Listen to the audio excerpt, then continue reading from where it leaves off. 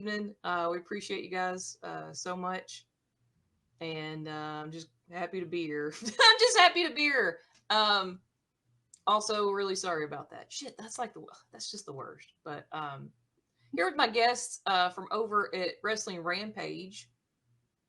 I'm not gonna say Timmy and Tommy. Damn it, I started to do it again. It's Tommy and Joey, not Timmy and Tommy. Shout out Animal Crossing. Loved all the animals. Loved the Animal Crossing. But yeah, these guys are joining us from over at Wrestling Rampage, and they were kind enough to ask me on their show. But I also wanted to have them on here because it's been a while since I've done a live. And guys, thanks so much for joining us, and thanks for having me on also. No problem. We really appreciate And it shows we got 5 people watching across our channels and stuff. And of course, I can see that I'm speaking, but awesome. So you guys drop us something in the chat and let us know if you can hear both me and Tommy and Joey. That would be great. So, but in the meantime, I'm gonna talk some wrestling. I feel like we were doing a good job. Now it's like, oh shit, where were we at? Where were we at? We were doing it. stuff. Yeah, yeah. Well, uh, you said you were born in Kentucky, grew Yes, up in. Were you a wrestling fan growing up in Kentucky? absolutely. And my parents, in fact, Johnny, I know you have a big head, but can you hear me? Can you hear me this time? Is what I want to know. Johnny said, "Love you, Jane, even if you hate my big head." Yes, Johnny, I do loathe your big noggin. Um, and all of you marks at the Nice Guy Andy podcast pissed me off real bad. But I'm just so glad. Okay, good. All right, we fixed it. Oh my gosh, and Charles is here. Charles. Um, it's all come together. And Mila, guys, thanks so much for joining us. But yeah, I was a huge wrestling fan growing up. I had an older brother that was super into it, and of course, it was like the golden era of wrestling. I'm 39, so it was that was when it was getting really good, and I loved it. And up until now, I will say this: I did, and I think every serious wrestling fan has a time where they just they're like, I don't really want to watch this. They get kind of they don't really enjoy it. Um, and that's how I was in like early 2000s. Like they started not using Lita and Kane properly, and that was a bit of a sticking point. Yes, um, I loved wrestling. I remember being the odd one out and wanting to play wrestling on the playground and pretend to be sensational Sherry. It was one of my huge influences. But yeah, I love it. I don't hate the intern, Johnny. To me, sensational Sherry is so underrated. Absolutely. She and Like she even as a she should be wrestler, bigger. yes. Mhm. She's in Uh, top five wrestling managers of all time for me. She's Mhm. incredibly Well, influential. like her as a wrestling manager, because some women wrestlers wouldn't get involved or help their person Clients. they're managing. She would have no problem grabbing her purse, hitting the opponent with it, or hitting them with her shoe, or trip the leg, or that. I would want a manager like that. Yeah, she would put her whole body on the line. I think that's what made her good Yeah, too, is because she actually wrestled and then managed too.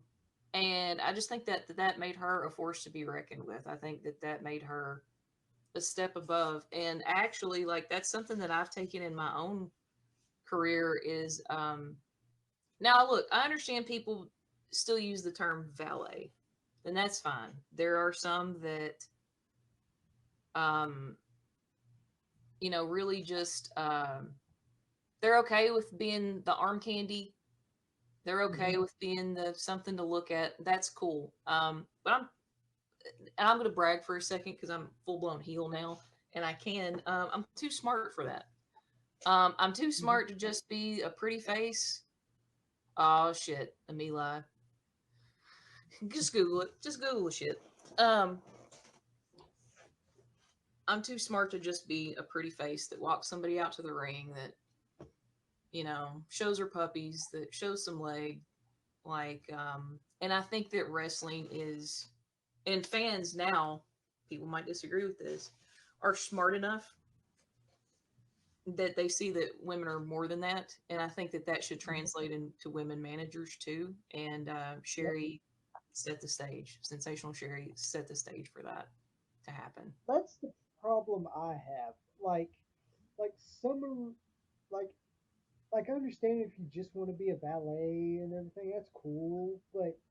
But women, it's new era. Women could do a lot more than just being ballets. Yeah, Like like they can't. Like I understand there's some who would just want to be that way, but there's a lot more that women wrestlers or women managers can do than just be eye candy. absolutely. And I think that's the coolest thing about it is because, wrestling has progressed. Women's wrestling now is just above and beyond, but like we're still stuck in the mud when it comes to wrestlers or valets. You Hmm. know, not every female that accompanies somebody to the ring is a valet. Um, and there's a distinction. I don't think everybody understands that, yes, there is a distinction between being a valet and a manager. And that's no hate to anybody that is a valet. That's your thing. I think that's great. And there are some people that um prefer that term because they're not A on the mic, Hmm. B, they're not a strategist for their client, so to speak, their managerial client. And that's the designation, Valet is eye candy, arm candy, and they might get involved, but it's not to the level that a manager is. A manager actually, and it's a dying breed. People don't Hmm. think of having somebody because they're like usually the promotion does all of the promoting or whatnot, but old school managers take it to the next level.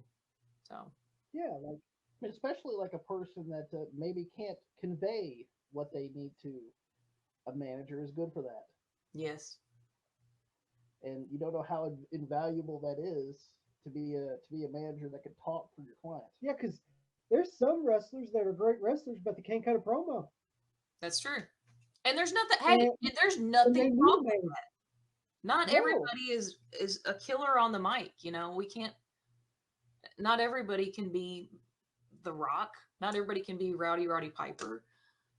Hmm. But if you are an excellent technical wrestler and you're great in the ring and people love watching you, then why not have somebody step up to the mic for you and do a little bit of creative control? Yeah, like that's the way I feel. Like if you're good in the ring, but well, my promo skills are not the greatest, or I can't talk that good, but I can work in the ring really good, and you can just say, hey, I want a manager. Yeah. But that's what a manager's for. One that comes to mind is Bobby Eaton. Yep, Oh man, Bobby Heenan. Yeah. So greatest, the goat.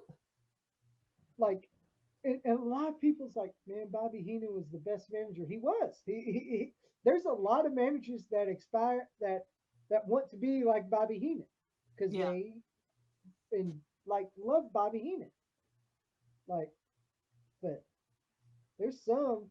I'll be honest. There are some bad managers that's expected because I've seen a lot of bad managers that they have a good worker but just don't put them over. Or can't get good promos to get the person over. Yeah. I've seen stuff like that before. But Well, but wrestling's yeah, such it's an egocentric business. Like hmm it's all about, and I'll be fair, not, I don't know, and I'm probably going to get strung up for this, but most people that are in wrestling have a slightly inflated ego. They're pompous. They might hmm have narcissistic tendencies. Um, they're all That's we're all necessary. ex theater kids. Like basically yep, that's who is wrestling right now. They're all ex theater kids who just so happen to also kick some ass, and it's always really entertaining to see that play out. But yeah, it's a team effort. If you're not putting other people over, and especially as a heel, like your whole goal, it's not for you to be as mean and nasty as possible. It's to put the baby face over. That is your Hmm. sole existence. You are supposed to elevate them to the point that people want to carry them out of the arena on their arms. And they Right. want you run out of there with flaming torches and pitchforks. And um, we joked the other day when we were doing teardown in Powell County, um, and it was just talking about how it's not a it's not a good show for a heel. One of the vets said this, I think, or something to this effect, is it's not a good show for the heel, and says somebody starts throwing shit, starts throwing trash, Hmm. fights break out, That's fisticuffs. as a heel, that's kind of what you want. I want someone to throw trash at me. I want Yeah, like it's called you If got heat. if you get zero reaction, that's a problem. Yeah, if you're a heel and you get zero reaction, then you there is a problem. Like people's like, yeah, he's cutting a promo, or yeah, I don't give a damn about your town. Your football team sucks and all yeah, this, and then all of a sudden you don't get nothing, and you're like, well, I guess I'm not a very good heel. No, you're yeah. not. You gotta up the heel game too. Like Yeah, like take it to the next level, because there's a lot of lines that like people still use that like you know us refined wrestling fans have probably heard 1,000 times. One is, "Oh, I hate the such and such team," or "I hmm hate this," or you know. Of course, I'm a big Andy Kaufman fan. This uh, is a bar of soap, yeah, yeah, like come on, like when Andy but some Kaufman people had that feud with use Lawler, it too much. Yeah. What's up, yeah, Cam? but like for example, like you said, when Andy Kaufman had that feud with Lawler, he got the Southern people upset. Hey, do you know Cinema. how to wash yourself? Here's some toothpaste, This or is hey, deodorant.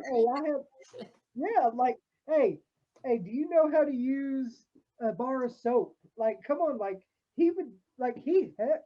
Andy Kaufman nowadays, if he was a wrestler nowadays, hell, he'd get 10 times more heat than some talent does nowadays. Oh God, he would know. I feel like, God rest his soul, like love Andy Kaufman, and that's somebody that was just gone too soon, because he had so many ideas. I would love to see his take on modern wrestling, and then what he would do to fix it, because that he would be orchestrating, like, I mean, it's just it to me. It's one of the greatest. I think it's one of the greatest moments in wrestling history. Yeah, like and come on, look when Andy Kaufman and Lawler they were on the David Letterman show, and like and that's one of the top 100 greatest TV moments of all time. Like when TV, period. Lawler, Not even just wrestling, yeah, just TV. yeah, like Lawler just slapped the shit out of him, and then Kaufman just cusses the shit out of him, and you Well, see David Letterman deer in the headlights, like, well, I don't know what to do, but Yeah. they like swerved what? him. They swerved him. That's Yeah, but also you gotta look at Kaufman as well. Didn't take a dime from Jerry Jarrett to do that either. He, yeah. he he literally put the checks on the wall. He didn't get paid for this. Yeah. It, He it, put it as a trophy. and Yeah. see, that's the stuff I like. I like people that are professional wrestling fans. I even like celebrities that are wrestling fans and don't hide it. Isn't that the best though? It's like people are like slowly. Yeah, I hate to compare it to this, because it's not. It's really. It's like comparing apples to oranges. But when when you come out of the closet, like there's a wrestling coming out of the closet, and can you imagine mhm, how brave you have to be as a celebrity to come out as a wrestling fan? How scary that must be, because like, and yeah, especially like I've seen women like Adele. They did this big thing where they got on Adele's ass because she mentioned that she watched Iron Claw and loved it, and like who else was it? There's a bunch of other people too, that like Freddie Prince Jr. You know, Hmm. obviously actually worked behind the scenes. Like it's getting cooler. Like It's more like a socially lot of people. acceptable now. Yeah, like some people is like there'd be some people. "Ew, you're a professional wrestling fan," and then and of course the ones that don't like professional wrestling, the one thing they go to, it's fake, right? Oh, not to bring the Brits into it again. Obviously, I'll watch a lot of British people on TikTok. Hmm. Um, it's for when I want to be prepared when I go over there and I meet my long lost English boyfriend. No, Shut uh, there's up. this chick and they're like, what's the number one turn off for you? And she was like, when people like wrestling, and it's just fuck you. like Like, let people like shit, even if you like don't like it, you that's don't the agree thing. with it. Like I had some friends that like wrestling's fake, really. Well, so is the here's a and this always shuts them up. Anytime they bring it up, hey, wrestling's fake, right? I would just say, well, what about the fucking reality shows you watch? Like, what about the fucking movies you watch? Yeah, Your TV shows that you're watching, it's And all and, fake. and every time I brought that shuts them up. yeah. Tell me more about how Spider-Man actually shoots webs out of his hand. That Peter Parker is a Yeah, real boy that shoots webs out of his hands. That's not fake. Oh, I'm sorry. That wasn't choreographed. They don't have fight choreographers. Like, just let people like shit. and You every know, time when I people say, read smutty fairy books about fairies doing it, yeah, but then they look down their nose at people mhm, combining athleticism in theater. Like, fuck off. Like, it like makes me so mad. like I've been a wrestling fan since I was born. Okay, and I'm still going to be a wrestling fan. If you don't like it, that's your problem, not mine. You know, like If you don't I'm like not it, you getting got that. two words for them. Yeah, like I've been a wrestling fan since I was a kid. Like And Mila said, leave my smut alone, damn it. Those like fairies know not what they do. That's a like it's just like some people, man. Like Well, I mean, that's also a thing too. Like, you're watching these wrestlers on television that you've only seen on television. They are like your superhero. They mhm, are like, Spider Man. Am I ever going to be Spider Man? No, but I can meet Jared the King Lawler down at the Mid South Coliseum or something. I go see him wrestle live. yeah. yeah, which we actually met Jerry Lawler, by the way. I just met him not that long ago. Oh, I Nice feel guy. so Yep. off. It was like 2 or 3 weeks ago. It was before my kid's birthday. And we got to meet him down in Selmer, Tennessee, which Hub City Wrestling, shout out to those folks down there, Grant and his team.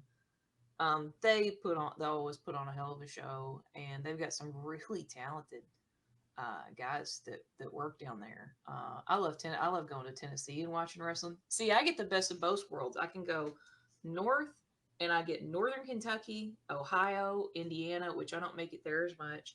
OVW is 2 3 hours north, and then I can go south, and I've got Nashville, which they're amping up wrestling in Nashville again. There's like Pro Wrestling Symphony. Memphis isn't that far off. Well, it's a haul, but Selmer's down there, and of course, like the territories that are there. I go southeast, and then you're getting into the territory where I think it's like Southern Championship, Southern Pride Championship Wrestling, or whatever it is.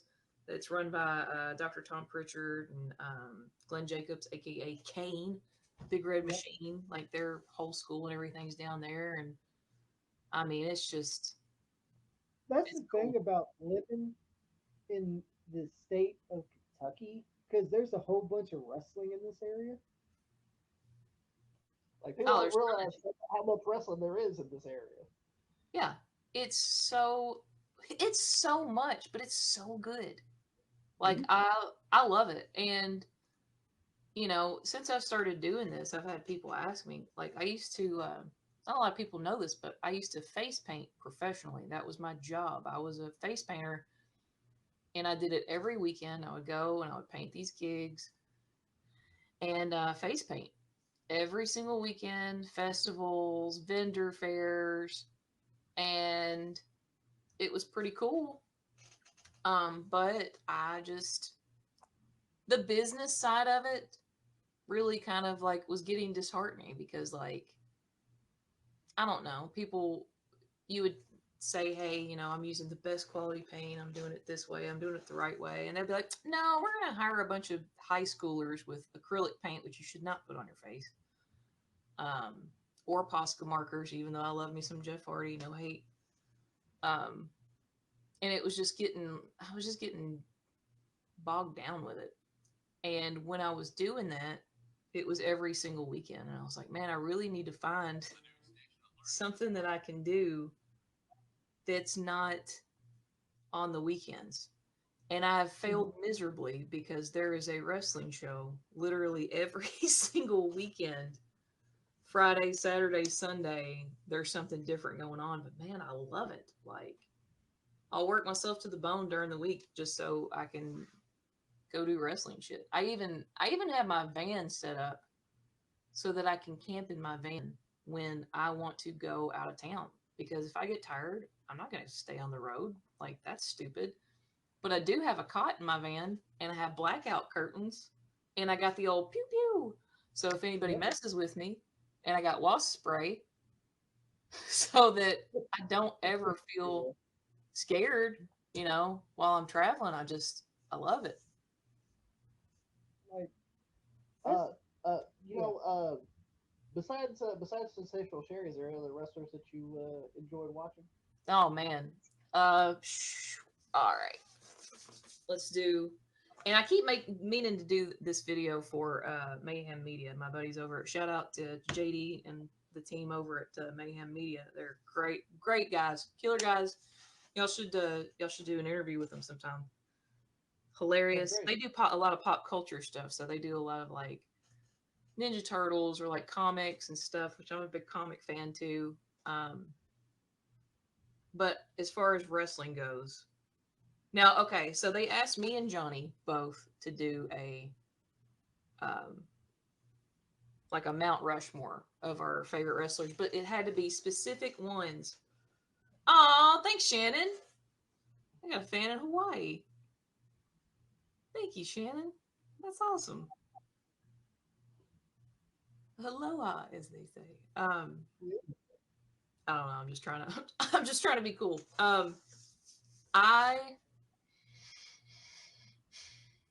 Johnny beat me to it. Johnny got it done before I did, and his top four, which it was four different categories too. It wasn't just like randomly like your favorites, because that's completely different than a Mount Rushmore. Just to clarify. Yeah. And Johnny's was Rowdy Roddy Piper, Ric Flair. Ric Flair was the bet, like the overall goat. Best on the mic for him was Rowdy Roddy Piper, which is also would have been my pick.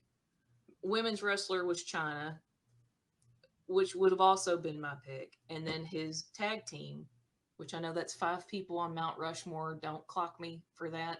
But if it's a tag team, you gotta two people on tag team. Um, and he did Road Warriors. Mhm. And I was like, damn it. Like, you literally stole like three of my answers. So then I had to change it because I was like, I didn't want to look like I was copying off Johnny's paper. Because Rowdy Roddy Piper and China, for sure, my goats. But if I had to tweak that a little bit, and I had to give completely different answers. My Mount Rushmore, greatest overall. This might surprise a lot of people, but if you're talking about best overall, technical, hell on the mic, achievements outside of wrestling, outside of professional wrestling, can do comedy, Kurt Angle. Oh, Kurt Angle. Not Yeah. not brought up in enough conversations. A lot of His people don't give Kurt. A lot of people don't give Kurt Angle a lot of credit or nothing. Like they say, oh, he's a great talent and everything else. He done comedy. He done. He's a come on.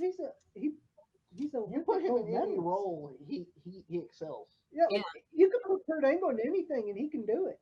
Yeah. And I really like watching him, like watching the Attitude Era. Like, I didn't give two shits about Kurt Angle. Being involved in it now, going back and watching it, I can't get enough of it. And I will love him. And it broke my heart not to say, because it's I try to put the nostalgia and how I felt at the time aside and knowing what I know about wrestling. I mean, the dude won a gold medal. He's a great technical wrestler. He's fantastic on the mic, and he was great at comedy. Dunsies. He could do heel. He could do face. Versatile. Okay, so then my second, because I couldn't pick Rowdy Roddy Piper. Damn it, Johnny. I went with probably one of the greatest on the mic of all time, I think, and it's Dwayne the Rock Johnson. I mean, Yeah. there was nobody. Yeah, Joe commented and said it was male, female, tag, and stable. Thank you, Joe, coming to my rescue. Damn it. Oh no, it wasn't stable.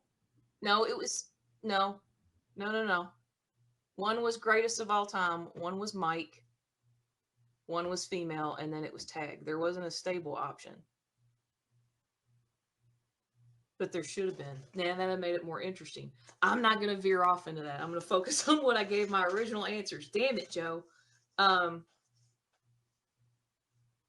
He snooze, you lose. Fuck you, Johnny. Your hat's too tight. So for me, female, since I couldn't go with China, I went with somebody that I felt was, first of all, highly influential, broke the mold, and even though she's not notable as far as the greatest periods of women's wrestling, she wrestled in probably what I felt was one of the hardest times for a woman to wrestle, and that was in the early 90s. And that, Johnny didn't say Horsemen. Johnny said Road Warriors. He did not say the Horsemen. Go back and watch the video, Joe. Anyway, I was getting ready to say Medusa, aka Alundra Blaze. Medusa Michelli wrestled in Japan, made a name for herself over there. Dropping the belt in the trash can, iconic. She still has that belt.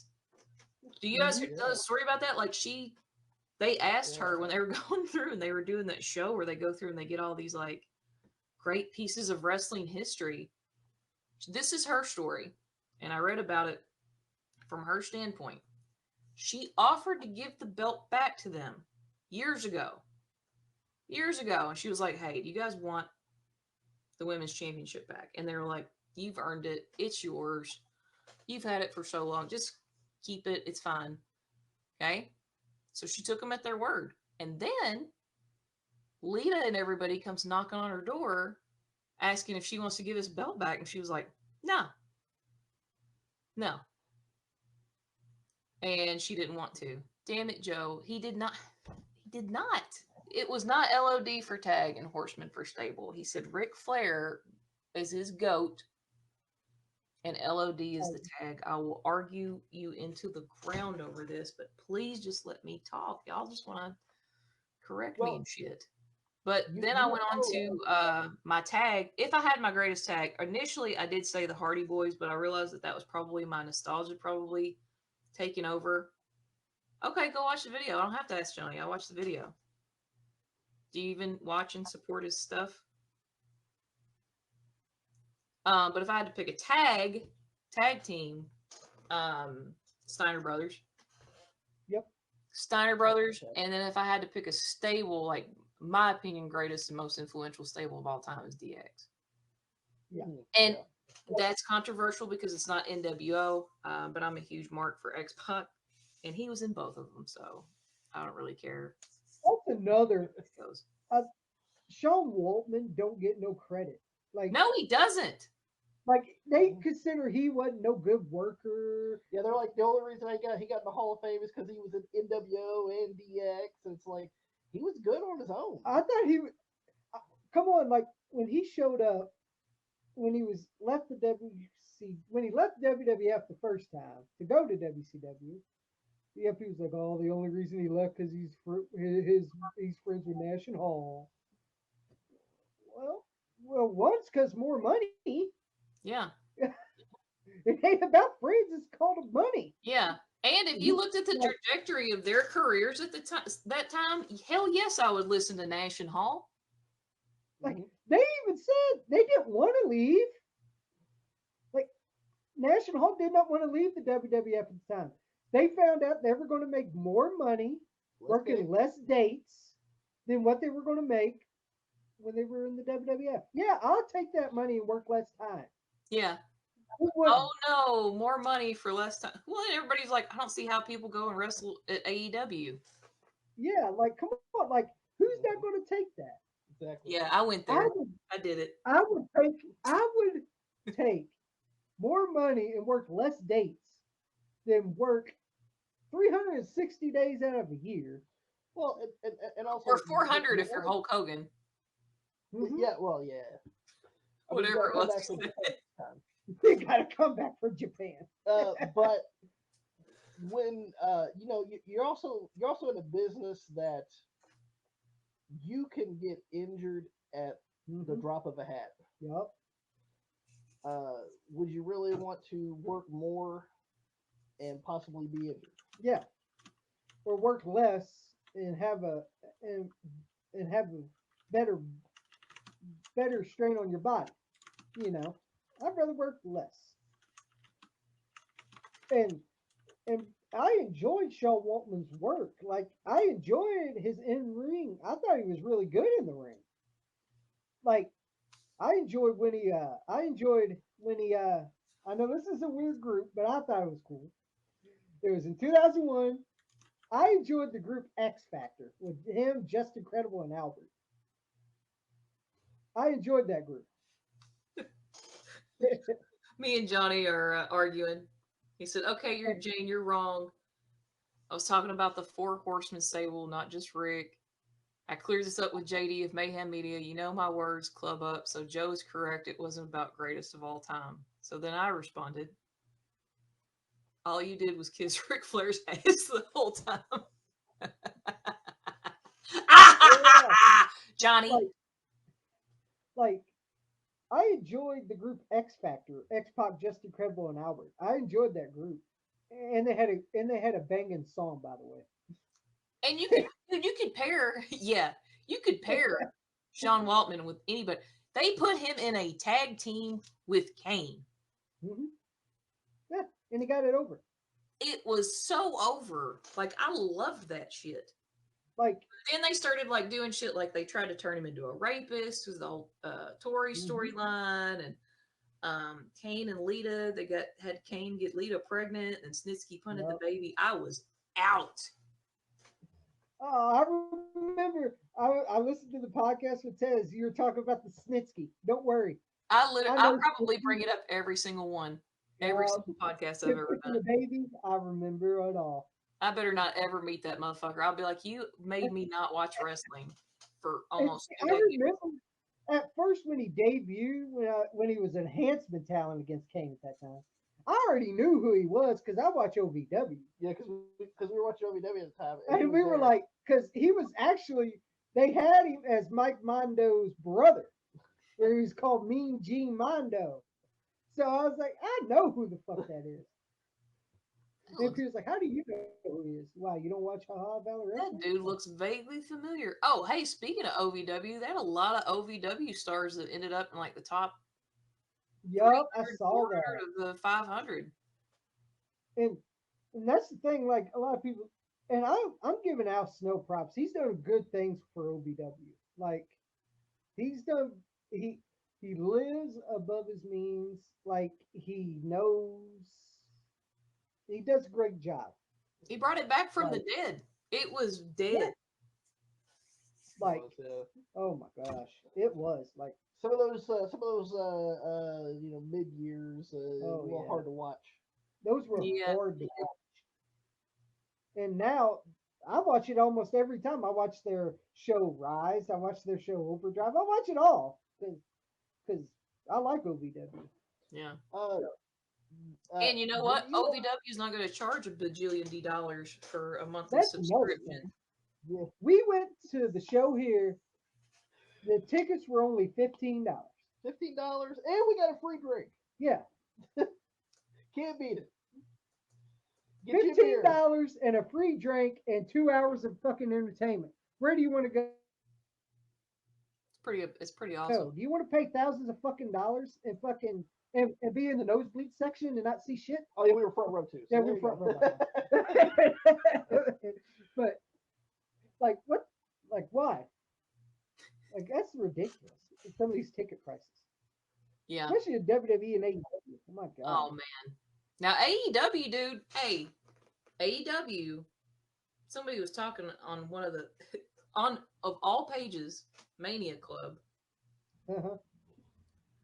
Shout out Mania Club. But they were asking. It's like you got to read the room. They were asking people what they felt about the VIP. Like I guess there was like a VIP box thing that you could do for AEW, and it was super reasonable. It was like $200, and I was just like, really? All right. Now that's reasonable. Okay. Yeah. Like here's the thing that I think AEW should do. What WWE is not doing. Lower your ticket prices. Because if you lower ticket prices, you're going to get people in. Yeah. And another Well, just thing, like that guy that yeah, that did the that Ben Shapiro or whatever Yep. his name was that did the TKO thing. He goes, Vince had money. He lowered prices for families, but we're trying to maximize profits. Well, if you're taking out a lot of families, you're taking out a lot of tickets. It's very individual. Do you think a lot of people have kids? Yeah. They're going to take their kids with them. and Perfect you're not. example of that in another field, McDonald's. You notice that McDonald's has been making this big push lately, like trying to like bring stuff back in, rope stuff back into the value menu and shit. Yep. They're doing a callback to like the value menu because that was shit when shit was good. You could get a McChicken for $1. We had it so good and we didn't even know it. Now it's And free. then they, that of course they're family centric also. Like, why the hell would you do that? It's the same applies with wrestling. Like, you can get more asses in seats Mhm. by making it affordable. And if you're not putting those families first, because look, if you get them in the door, they're gonna buy food, they're gonna buy merch. Yep. All it takes is just you getting them there. Don't worry as much about the overhead on the tickets as you do about all of the extras that will come with it. If you get them in the door, if you get their ass in a seat. That's the problem I have with big wrestling nowadays. Like they don't think about the big picture. Like, well, we need more money. Well, here's the thing: you would get more money if you think family first. Like Yeah. that's why Vince actually did that. He lowered the ticket prices because he knew, hey, if we lower the ticket prices $60 or that's reasonable, okay. But if you got to pay thousands of dollars, no Yeah. one's going to pay I that. seen there was a seat for WrestlePalooza. It was like it was like $1,200, and I'm like, I'm not paying $1,200. No. And look, I hate to even go there. I hate to Like- even go there. But WrestlePalooza. Do we want to talk about it? It's kind of Yeah, let's go ahead because I'll pay. I'll pay it on it. I didn't get to look. I haven't. I didn't pay $30 for the app, by the way. They didn't get my $30, so I'm just getting some right now. Have you seen that meme, the Stephanie McMahon meme, Yes. Yes. where it says you should just use a VPN, and then it was like the Yes. following week, and it was like Stephanie McMahon for Hall of Fame. Yes, people, and the fucking sad part, Stephanie McMahon said that on her own podcast. Get a VPN, and I was like, I gave her props for that. Yeah, that's real talk. That's a Like, a instead down of ass paying bitch right there. $30, you Stephanie can go McMahon. get a VPN for $3. I already loved her. I already loved her, and I love her even more. Her dad, I bet her dad sends her 20 hateful messages a day. You're hooking up the business stuff. And, and that's the thing. A lot of people's like, and now people are saying, "Man, I wish we had Vince back." No, you don't. Why? Is it because I was like, "Why do you want Vince back?" Is it because TKO is doing what they wanted to do, raise ticket prices? And, Yeah. and I'm like, I think the tickets were going to rise. It didn't matter if Vince was there or Shane's there, Stephanie's there, Triple H is there. It don't matter. TKO is going to. I knew they were going to raise it Yeah. because they're money hungry, greedy people. Yeah. And and I'm sorry, Nick Khan looks like a goof. I'm sorry, he does. With that, he's got. I seen him. I saw the thing at WrestlePalooza when Cena was walking. I see him with a smattering claps. He was giving Cena the stink eye. Wow, you stealing money anyway? What are you talking about? Like, That guy's bringing in millions to your company. yeah, you're giving Cena the stink eye and shit. Hey, I don't care if he's bald or not. He's giving you more money than what you get. Oh, actually, I think he got. I think he got hair plugs. Yeah, that's what I heard. Yeah. He's talked about that because people were such assholes. Y'all give him out here Hey, give you see the bald body spot? issues. He's old, man. He's getting old. That's fucked up though. John Cena, one of the most talented men in wrestling, got fucking cyberbullied into getting hair plugs. Shame Yeah. on the international wrestling community. He is. Look, I will say this. I missed a huge chunk of the ruthless aggression era. Thanks, Snitsky. Um, so I really wasn't as familiar with his career, and I'm gonna tell on myself. Everybody's gonna be like, I can't believe this bitch has a wrestling podcast. But what sold me on John Cena was when he did Ricky Stenicki, and I was like, could never imagine. I didn't know he was like this, and then I saw all these interviews that he did after the fact, and I'm like, there's more to him. Mhm. But then it was after that that I saw that where he everybody gives him shit for this, and I just want to come to defend his honor. When they did that show, I guess it was it Total Divas or whatever, Nick, where he was dating the Bella, Yeah. whichever one, I can't tell them apart. And the one that's not married to the other guy, Brian Danielson. Um, Yeah. but anyway, like there's this scene where he comes home and she's decided to make them dinner, Mhm. but he's already decided that they're gonna go out. Oh, because of the marble and stuff. You're ruining the And he's marble. like, "You're making a huge mess," and she's Hmm. just like, "But here, just I'm gonna play devil's advocate. I'm the same way, and it's not about the mess. It was about the fact you already told him that you were gonna go do something else, and then he came home, and then it's just like your brain's like has to switch gears, and you're like, but I I told already anticipated that we were gonna do the other thing, and now you're making me change to do this thing instead, and you're making my kitchen a mess." yeah, people was like, "What, John Cena OCD?" Or He wants to keep his house clean. Leave the man Yeah, alone. let him do whatever he wants. he don't want to live in a dirty ass fucking house. Now, if that's you, that's fine, but he don't want to. Yeah, she just changed it up on him. She was just like, "Oh, he's gonna love this." It probably wasn't even some shit that he liked to eat. Yeah, he probably just hated it like, "Oh, he did because I don't want to hurt her feelings." Yeah. Oh, grilled chicken? Not like I don't eat that every single day because I'm John Cena.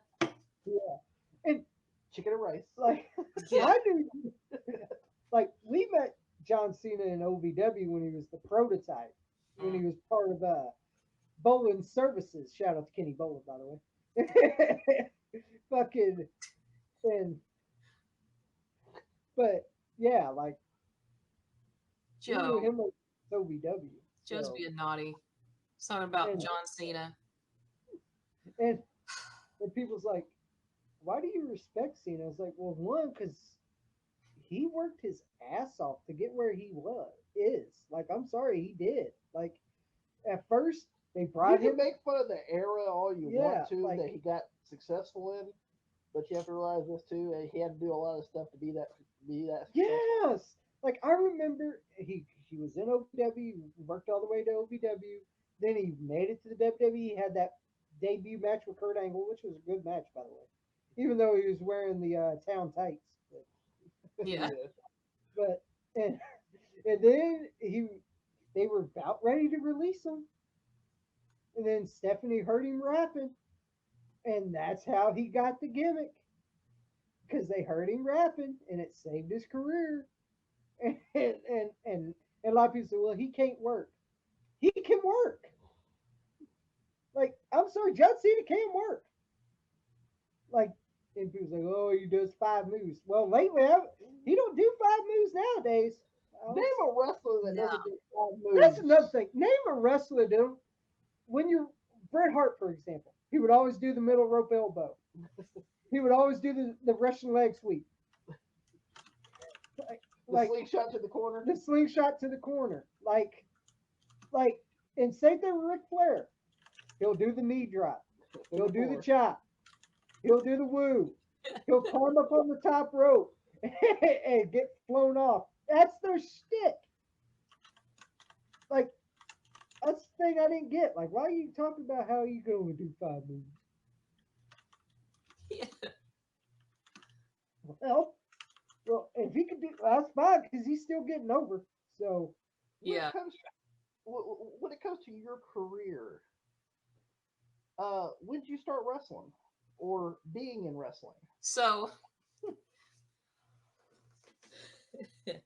I had two I barely had matches, and this was like it's either Logan County or Todd County or Muhlenberg County, like somewhere back in the day. Like I'm talking like fresh out of high school, because like we have a guy here. His name's Tony Kaufman. He trains and he does like MMA. He's like a famous MMA trainer, you know.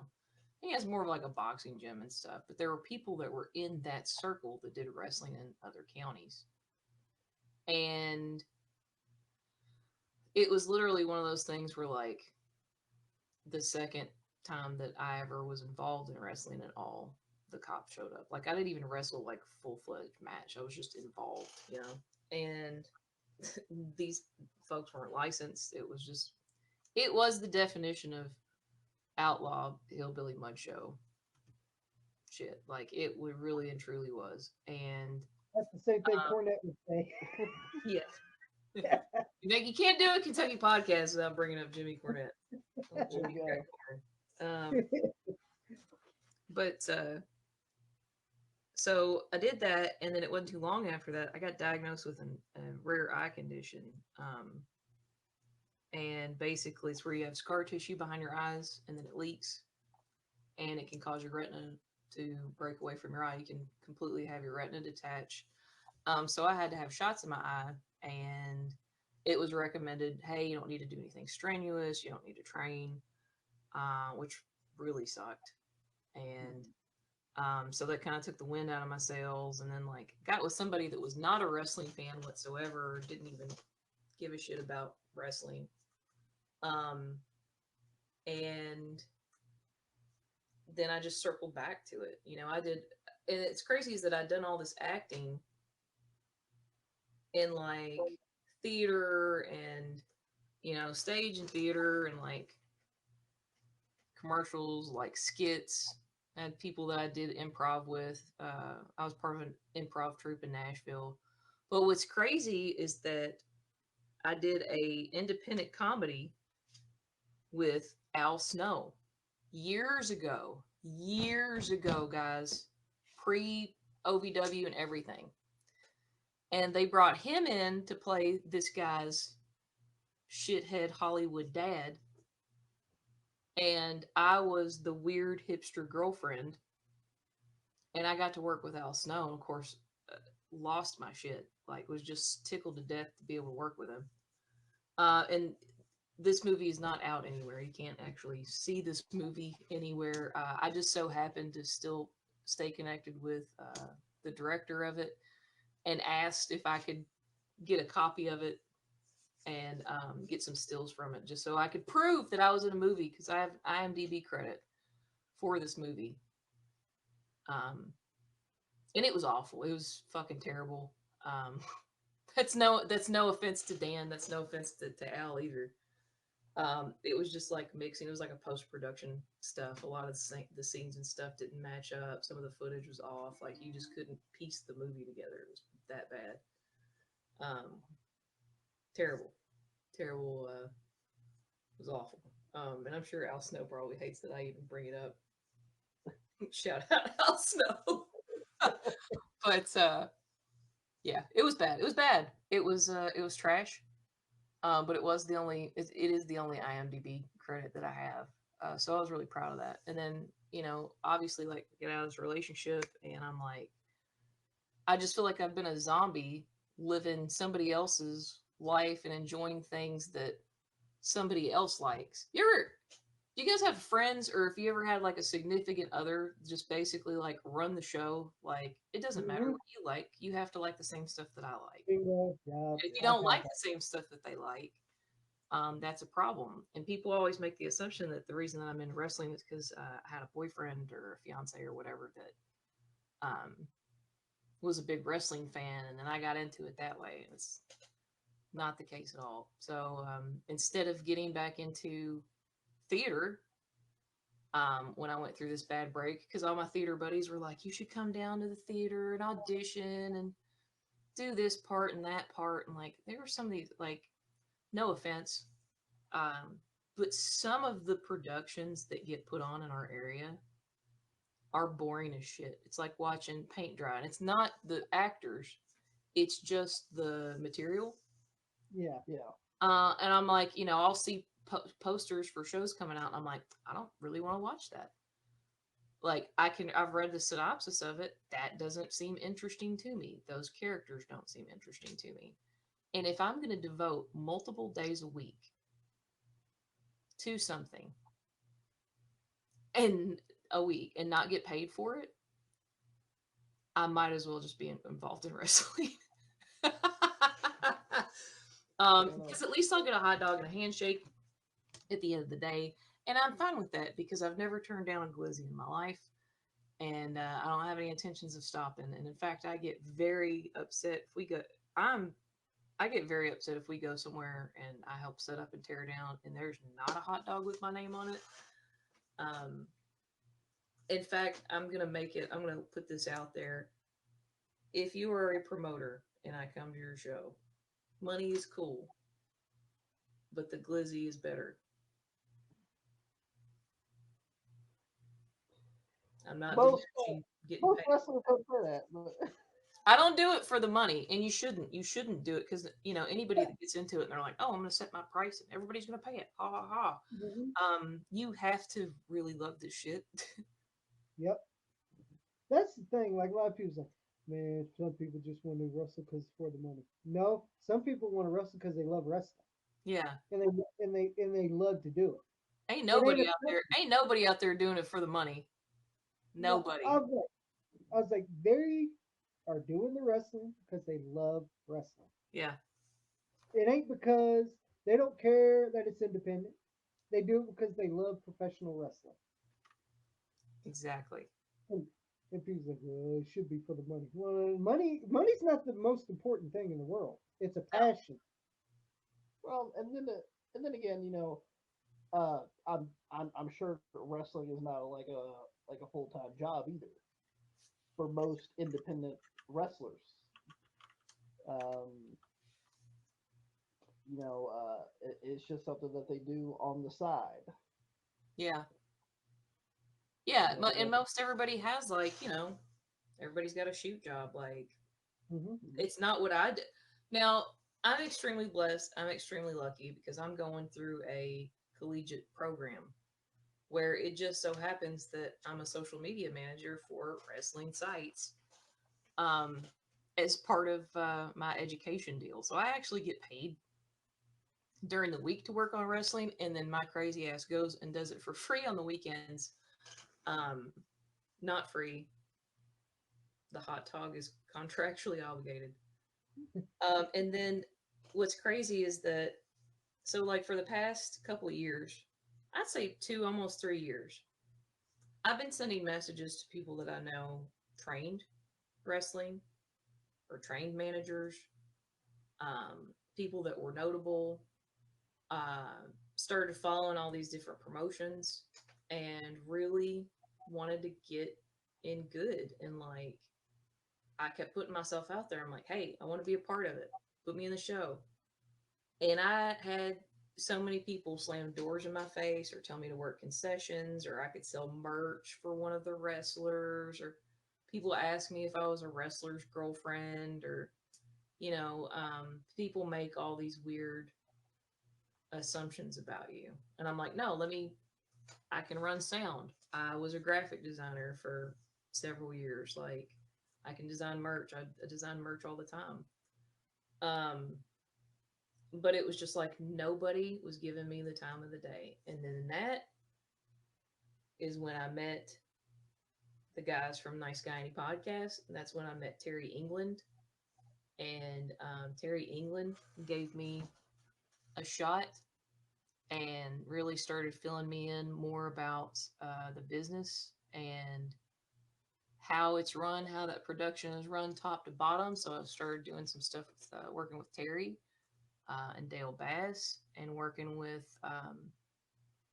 J.R. Rock at Kentucky Wrestling Federation. And he was the first person not only that offered to train me and would tell me the date that they were training, what I needed to do to get ready and prepare, which nothing can prepare you for your first day of wrestling training. Yeah. Especially not at 39. Like, I'm 39 years old and I just showed up and basically I puked a lot in the scalding ass heat for 3 or 4 hours, but it was some of the happiest I've been. I felt like I got thrown down the stairs. The next day I had big, huge ass black, purple bruises all over me. Um, and I just wanted to manage more than anything. Like, I'll probably do a couple of matches, just to say that I did. And I have a belt to defend, so, I kind of need to do it. But, managing is where my passion is. And everybody's like, why are you getting in the ring if you're going to be managing? And I'm like, because I have to prove myself. I want to prove myself to everybody that I work with that I'm here. I will take down the ring. I will put up chairs. I will pick up trash. Um, and so that's kind of my mentality. There's not a show that I don't go to that if I don't get there earlier or if I don't stay late and take down the ring, I must not be feeling well because that shit's important to me. And I've done That's the national anthem twice because I like to yeah. sing. I like to sing also. People don't know that about me. I'm classically trained um, singer, and I just love it. I love all aspects of it. I want to be multifaceted. I want to learn how to do all of it because if you're gonna be a writer, that would be my dream to go write or do creative for WWE or AEW, and do it as a living, do social media management, something along those lines. You have to know how all the pieces work. So You gotta put yourself out there as far as I can do this. I can do almost anything that you need me to do, but I also want to know how it's done. yeah, yeah. So that If you show me how to do it, I can, man, I can learn just about anything. Oh, I will say, I and will share this. I did a show with Terry. It was Hopkinsville. It was over in Hopkinsville. It was their county fair. And I was not expecting this place to be packed, but it was because they canceled the tractor pull. And then all these people had tickets to go see the tractor pull, and they were like, well, shit, they had to cancel the tractor pull. Might as well just go watch wrestling. It was standing room only. Like, mind boggling. And initially they reached out to me and they're like, hey, do you want to run sound? He and J.R. Rock reached out to me and they're like, do you want to run sound for this? And I was like, okay. Well, I'm sitting here thinking, first of all, I'm going to be behind the curtain, set up at a table or something, just pulling up songs, right? No. I ended up doing some announcing. Um, for some reason, we didn't have a bell. The bell didn't get packed, like the physical bell Wow. didn't get packed. So then I had to find a bell sound effect that had to be played, and there was a slight delay on the bell. And then I couldn't, because the Wi-Fi reception absolutely sucked. I couldn't pull up the national anthem. And I told Terry, I was like, look, if I can't get this pulled up, I'm just gonna sing it. And he was like, Do you know how to sing? And I was like, yeah. I was like, I got this. Fine. Worked out great. But I embarrassed the shit out of myself because there were a couple of times that like I would be going to like move tabs around or like load up the next song. Middle of the main event, these guys have been in the ring for like maybe 30 seconds. And then all of a sudden the bell goes off. Just out of nowhere. And it was so damn loud, but I hope I never have to do that again. I could do it with a physical bell a lot easier, but that was really nerve wracking because I'm like, God, that's like they're never gonna let me do That's sound. what happens on a live show, right? Yeah. Oh yeah. And like I'm sitting here thinking, and they're like, I'm like, they're probably all these vets are probably backstage, like they got that greenhorn girl running the sound, fucking everything up. And see, that's the thing I respect about you. You paid your dues. Yeah. You know, like that's the thing. Like some people say, "What do you mean paying dues? Working your ass off to get where you want to be. That's paying dues." Like if if you didn't want to be in wrestling, you were like, you know what? I'll like for example, when you were training, you're like, well, I did it one day. I'm good. I don't want to do it no more. You didn't quit. You didn't give up. Hell no. There's a lot of people that say, "Hey, I could get and do wrestling," and then one day of training, like, "Well, I ain't showing up. I'm doing." Oh yeah. Well, Well, like, people are pussies about it. Like I was just like, it was funny because like I would go. I actually, when I say I threw up like 4 or 5 times, like I'm not even joking. And I've got a weak stomach anyway, so I should have known that that was gonna happen. Um, and I would just tell J.R. Rock, I'd be like, "Hey man, I'm gonna be right back." He'd be like, "You all right?" I'd be like, "Yeah, I'm just gonna step out in the yard real quick." I'd go around the corner, I'd throw my guts up, and I'd go right back. I'd rehydrate, I'd get right back in there. Um, and I'm not an athletic person. I'm not. But there are tons of people that are in wrestling that aren't particularly athletic. I'm more of a showman. I am more of a on the mic, acting out, you know, um, strategist type, and that's why. But yeah, like you said, I want to, and I'm still paying my dues. Like I'm mhm. still low gal on the totem pole. But I tell you what, I'll never fucking do is that you know, there's a lot of ring rats out there. There are a lot of people that I've seen it. sleep. I'm a wrestling fan, and I see that on, and it's pretty sad when a wrestling fan sees that shit. Yeah. Um, but there is not a single person that I have worked with in any promotion in any capacity in wrestling at all that can say I slept with Calamity Jayne and that's why she's where she is. And they will never be able to say that. Hmm. Period. Like, every time, like we've been to some wrestling shows, and I would see some fucking women would try to get on these wrestlers, even male. Hell, it could be female doing the same thing. The the male doing the same thing with female wrestlers. Oh Like, yeah. and I'm like, are you like, is it because you've never been laid, or is it like, what? Like, dude, there's boundaries, bro. Like, Well, and entertainers, man, it's the entertainer thing. Like when yeah, you're up there and you're elevated and all these people are, you know, cheering you and stuff, people are gonna be like, man, that's pretty hot, you know? Like yeah. and it's different strokes for different folks. Like, Mhm. you And know, no hate to any ring rats out there. Just it's not, it ain't for me. like, like But when I I will say, say this.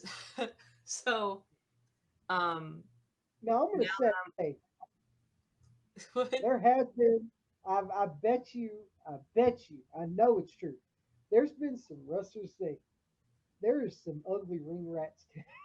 There's been some. And you wonder how many of I've them heard after a stories show were about like, that. hmm, maybe No, we I'll just turn pass the on that lights one. out. Yeah, like, no, I'll pass on that one. All right, that one okay. No, Yeah. because I heard stories some wrestlers would talk about. Oh yeah, the ring rats in that state, awesome. Or they would talk about that back in the day. Like they'll go with that ring rat. She got something. Or In wrestling, anybody that is a wrestler that has a healthy relationship, God bless them. hmm Yeah. Like, God bless them. Who the fuck is this? I slept with her, but I was under the bed. like And then that's Sean brought up a good point. He said, remember when we ruined wrestling with our match, Calamity? Do you guys know y'all know what he's talking about? When we ruined No, wrestling no, no. last year? Oh God. All right. So yeah. Yeah, we did. We ruined wrestling. Okay, so we were doing this angle last year where Johnny, Superfly Johnny Lee, and our boss, Andy, nice guy Andy himself, got into it.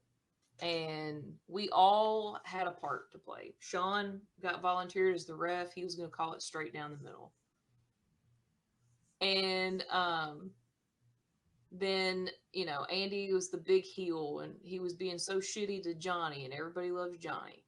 And then, of course, I side with Andy because I'm the new person on the squad. And of course, I'm not going to say anything to piss my boss off. So then I end up getting made HR manager so I can start pulling strings. And so obviously, I walk out with Andy. We go down to Salina, Tennessee, because you don't have to have a wrestling license in Tennessee. Actually, Kentucky, you do. And we went down to Salina, Tennessee. They were having a fair down there. And somebody took a chance on us and let us come out to do this exhibition match prior to um, the actual card. So we did Andy versus Johnny with Sean as the ref and me walking to the ring. And when we say that we ruined wrestling, so like you gotta understand, the guys had maybe an hour's worth of wrestling training in this match. And I think that might be exaggerating. And there was a plunger to the face spot. Or I handed the plunger, the good old plunger to the face. I handed the plunger to Andy. He ends up plunging Johnny's face. And this was like months after it happened. Like it didn't really take off at first because like sometimes you'll post videos and you'll be like, "Man, I really expected that to do better." And of course, we thought it was hilarious at the time, but it wasn't a serious. It was never meant to be a serious wrestling match. yeah. But one day we got online and this thing has fucking exploded and has like thousands of views and then hundreds of thousands of views. And it's getting shared on all these like legitimate wrestling sites.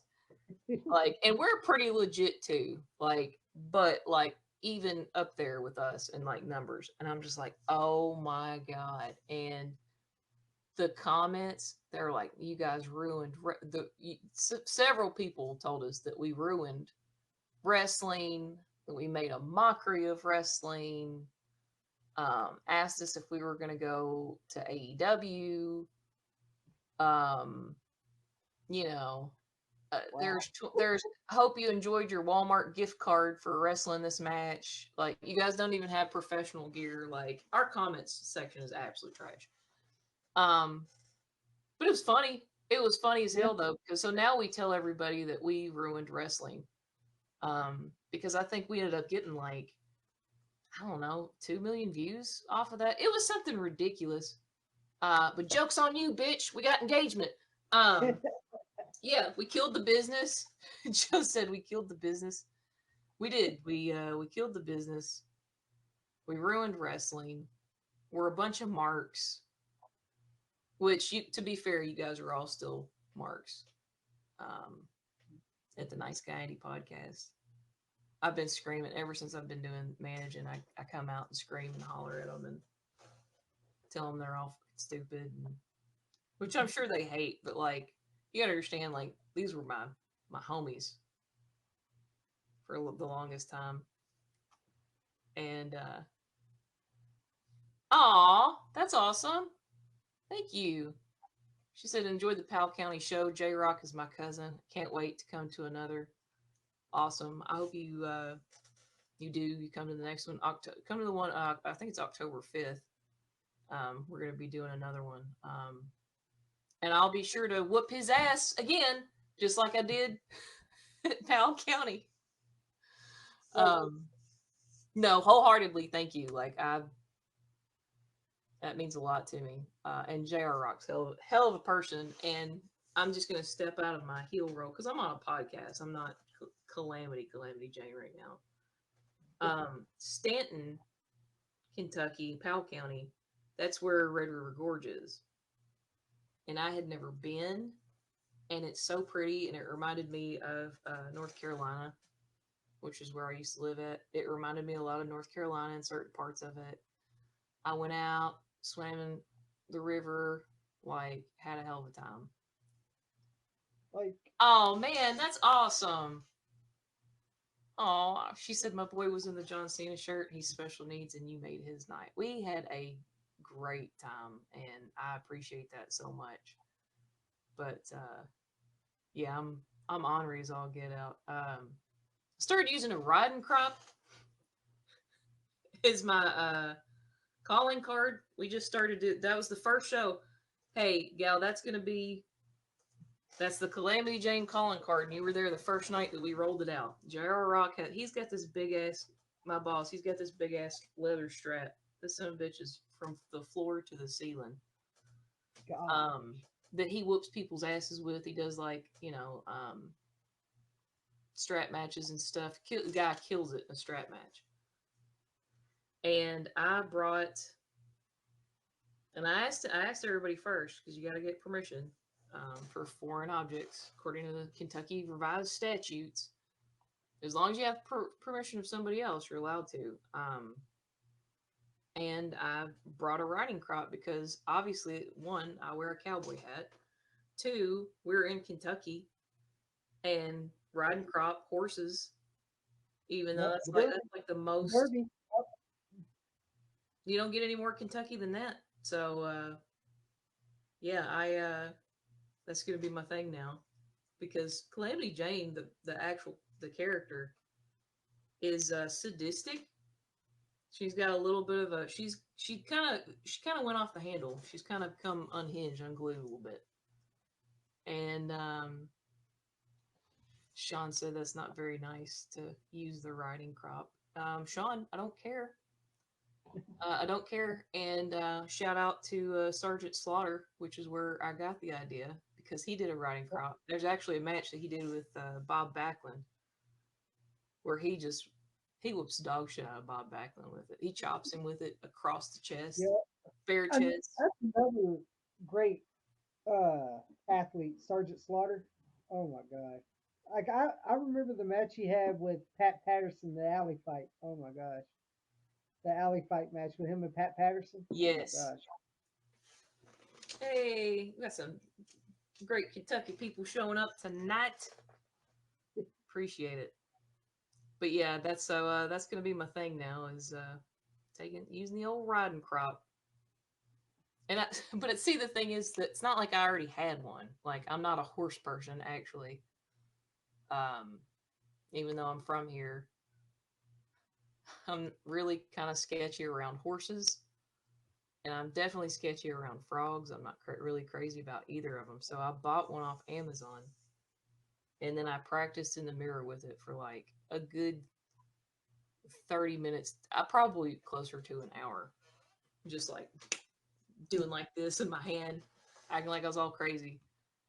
Um, but it fits with the Calamity Jane thing because, uh, thinking about like psychology, ring psychology, your character, whoever you are, you have to have a motivation for what Yeah. you're doing. And so recently we did this thing with the Nice Guy Any podcast where,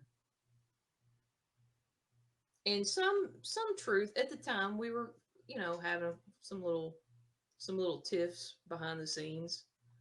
And I was like, what if we just amplify this? What if we like literally make this the reason that I go crazy and I don't want anything to do with the podcast, and we're all a bunch of marks and I can't stand you and I hate this podcast. I hate everything y'all stand for.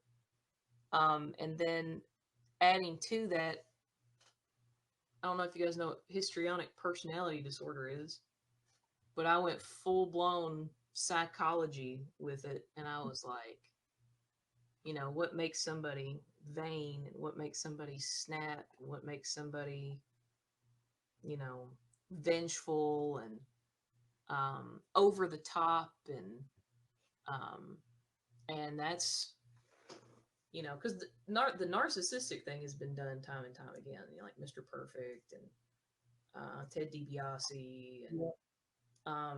but somebody that's histrionic, more women are diagnosed with histrionic personality disorder.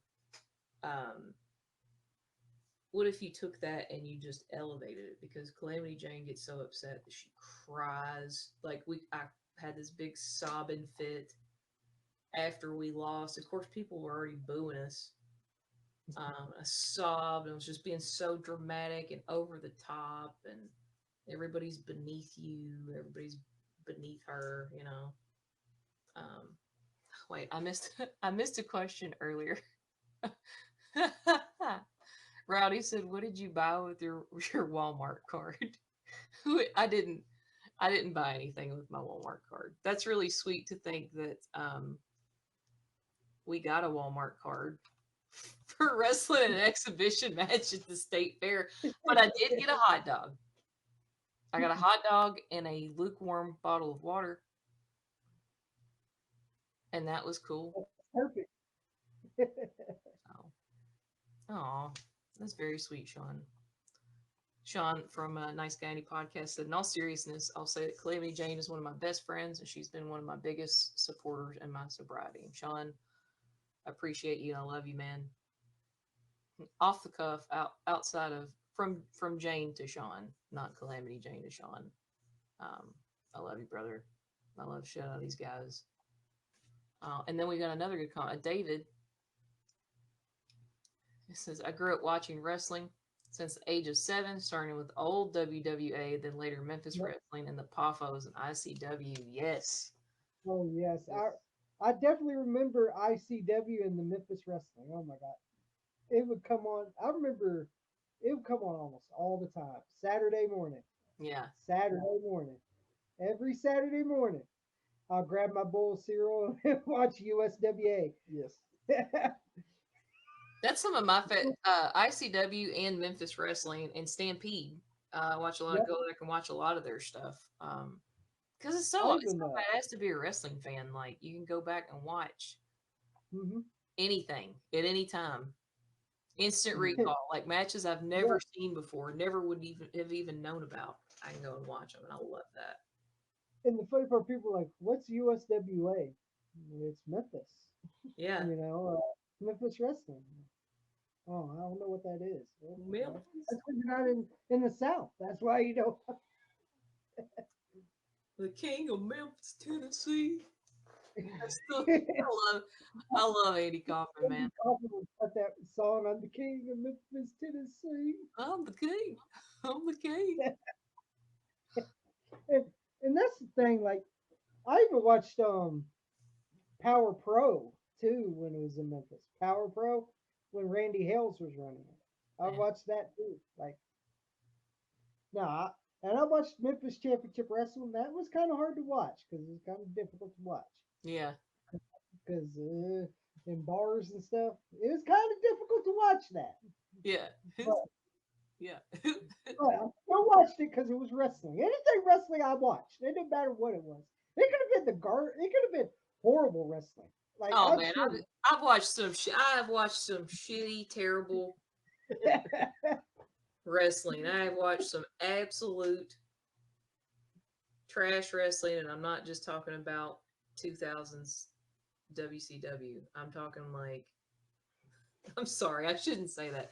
They had the best. They had one of the best cruiserweight divisions ever, like Oh yeah, mid '90s. But man, I mean, are you? Can you call your? Nobody watches just all good wrestling. That's not a thing. yeah. Like people's like, Well, oh, when it comes to a show, there's also there's always bad matches on a show, and some of the matches have their own kind of thing to them. You're gonna have your serious athletic contest. You're gonna have your comedy match. You're gonna have your whatever. So I mean, there's all sorts of different kind of things. yeah, like you got to balance it out. Like you're gonna have comedy matches. You're gonna have serious matches. You're gonna have That horrible is matches. that's a hot take of mine, and I don't care. It's a hill that I will die on. Comedy is a vital part of professional wrestling, and you can have serious matches all day long, but if there's not at least a little tiny bit of humor sprinkled in Mhm. somewhere, like if somebody's not pulling the old Eddie Guerrero or they like act like they got knocked out, like something, like it's vital. But Yeah, that's a hill I'll absolutely die on. like like I have no problem with comedy matches. Like I remember like some people had comedy matches. Like who else? Jimmy Valiant had comedy matches back in the day. Like come on, he had a feud with Paul Jones's Army for years. Yeah. And he was like, well, and he was like, that wasn't a good match. Well, it wasn't supposed to be. It just one of those to It be was a over. comedy match. Like, what's wrong with it? And by the way, Jimmy Valiant was over. By the way, so what does that prove? Like, he I mean, had comedy matches then, and he was still over. you can't win because, like, you'll see, you go to the comment section on Nice Guy Andy podcast, or if you want a larger selection of comments, go over to Pro Wrestling World and read through some of the comments that we get over there. Because, like, like Orange Cassidy, perfect example.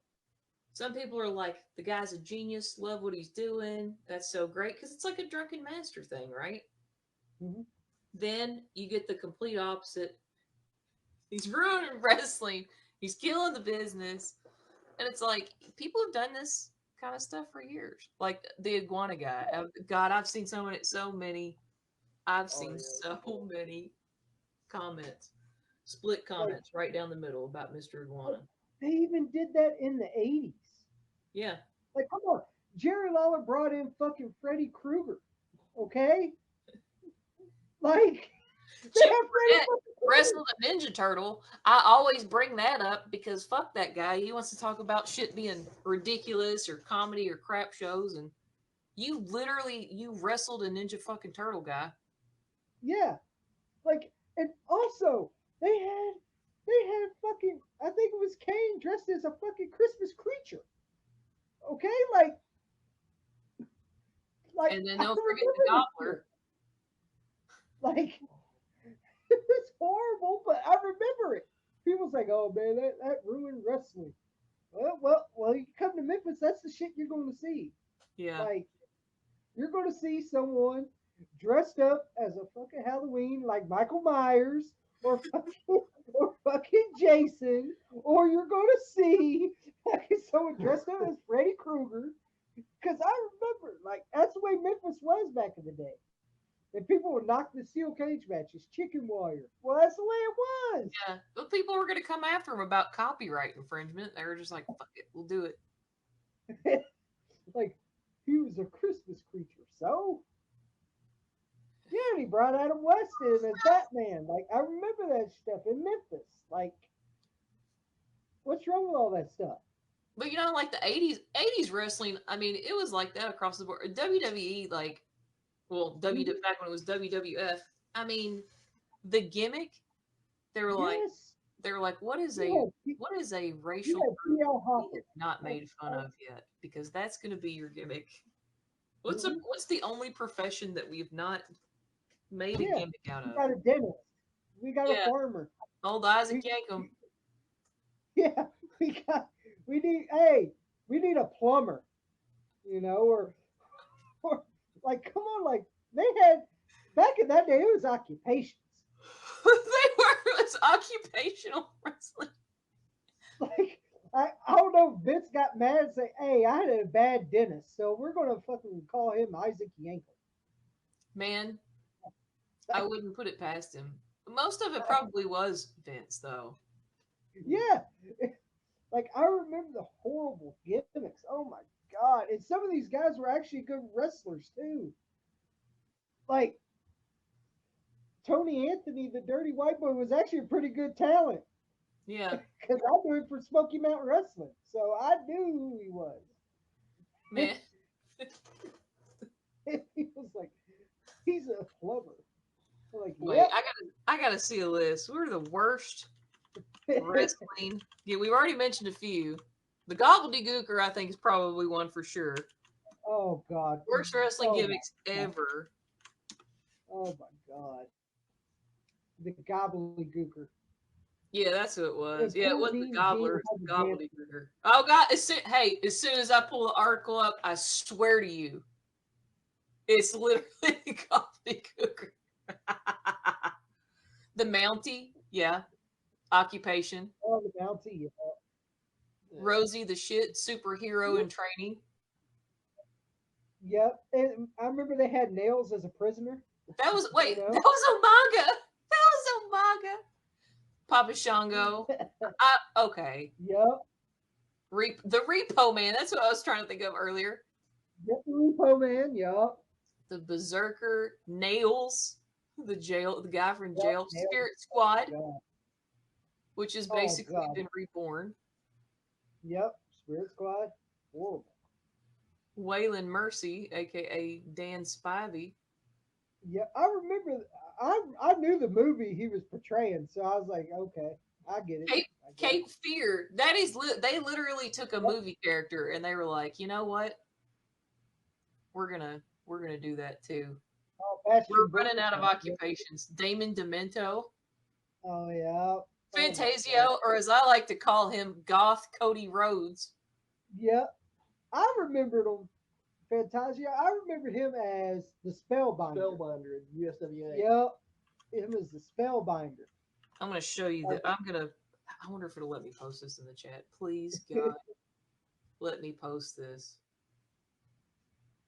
Kerwin White. Yeah, I remember that. Chavo Guerrero's Kerwin White. Watch this. Hold on. Wait.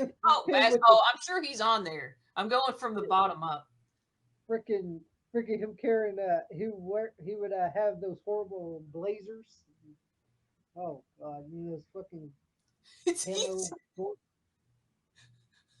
David said, oh wait.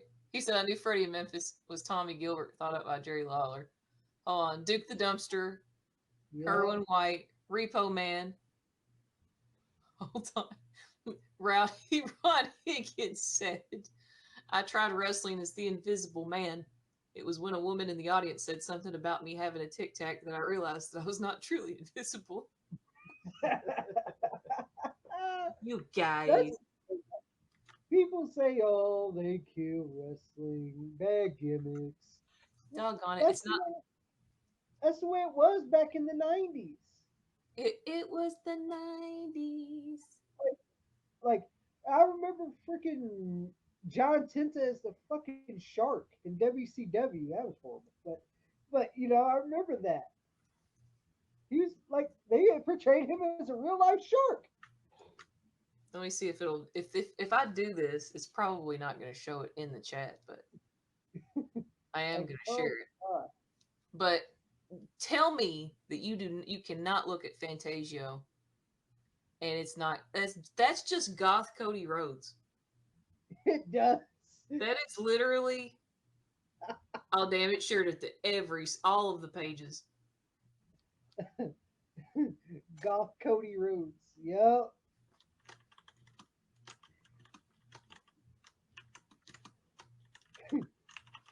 I Hold on, remember. I'm gonna finish it. I'm gonna finish this list because we done. I done got tickled. I done remembered some shit I done wished I'd forgot about. PN Also, News. yeah, I remember another talent that was really good, but they don't give him like he don't get a lot of praise. I guess because he was Southern, but I remember because I liked him. Hot stuff, Eddie Gilbert. Oh, a lot of people like Eddie Gilbert was the shit. Eddie Gilbert married like he didn't is He he did was marry married to Missy Missy Hyatt. Hyatt and Medusa too. And he dated both of Yeah. them. Yep, he Like did. He dated them both.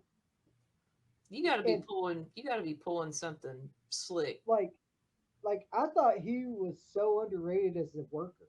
Like I thought he was talented. I mean, of Do course he passed away, but you guys remember PN News? yep, Yes. The yo rap gimmick. baby, yo. The PN News ran so that Listen, John rap, Cena could walk. I remember Kazarni, the news. Oh my gosh. of course, And, Disco Inferno's on here. But hey, just oh give. I'm gonna play devil's advocate. Give the man some credit. He has his own emoji. yeah. Yep. Heidenreich. 100%. Heidenreich. Disco Inferno, man. A lot of people crapped on him, but his gimmick was over. It was. Like in People were WC, dancing while yeah. while they kept their Anytime ring. he showed up, I saw in any time at WCW when he would come out, I would see people dancing to his music.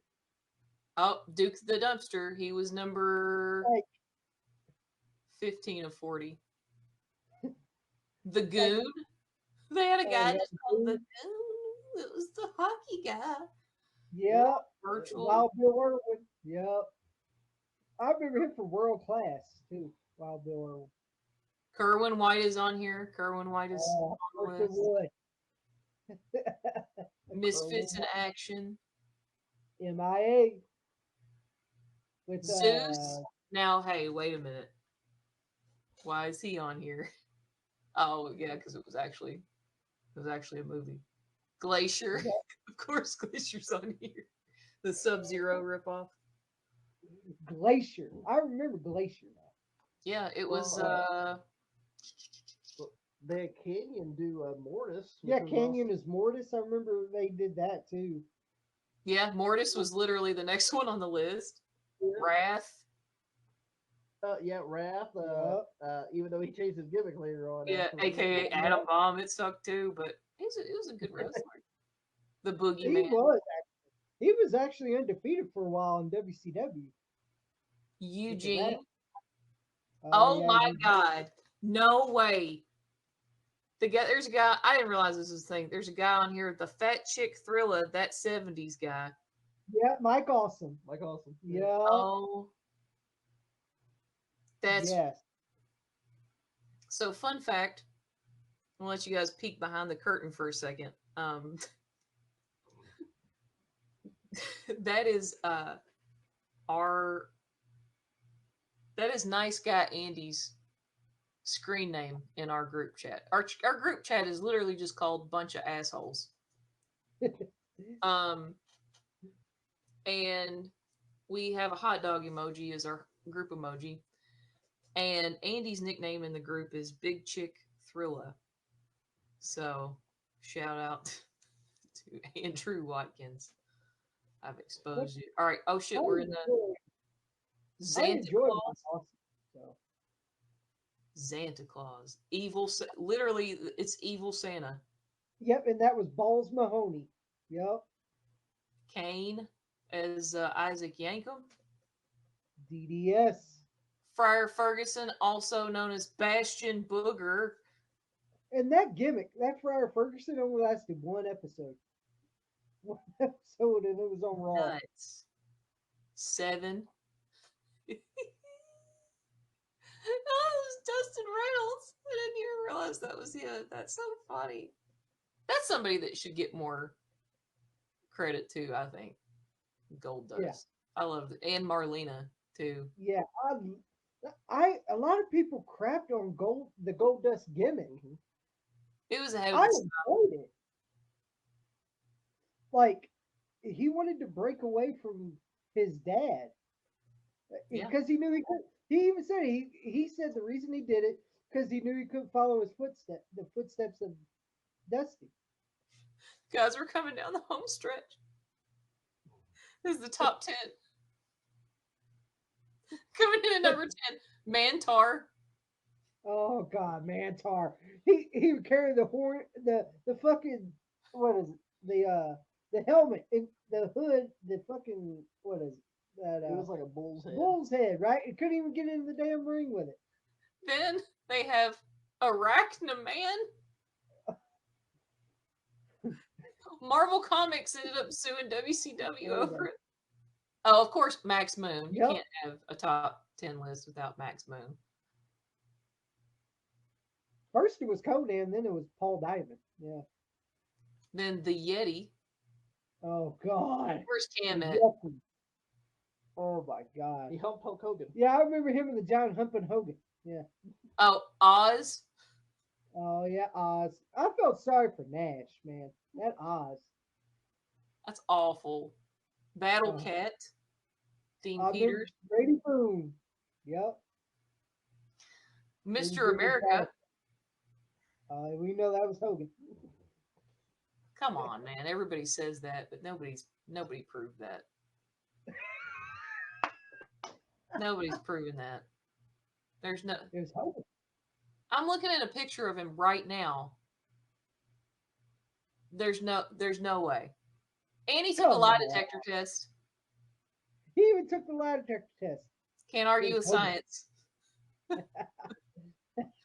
Actually, did you know that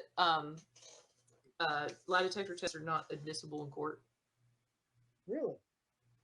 Yeah. Lie detector tests and even witness testimony, if it's been a significant amount of time since the crime happened. I learned this in my psychology class.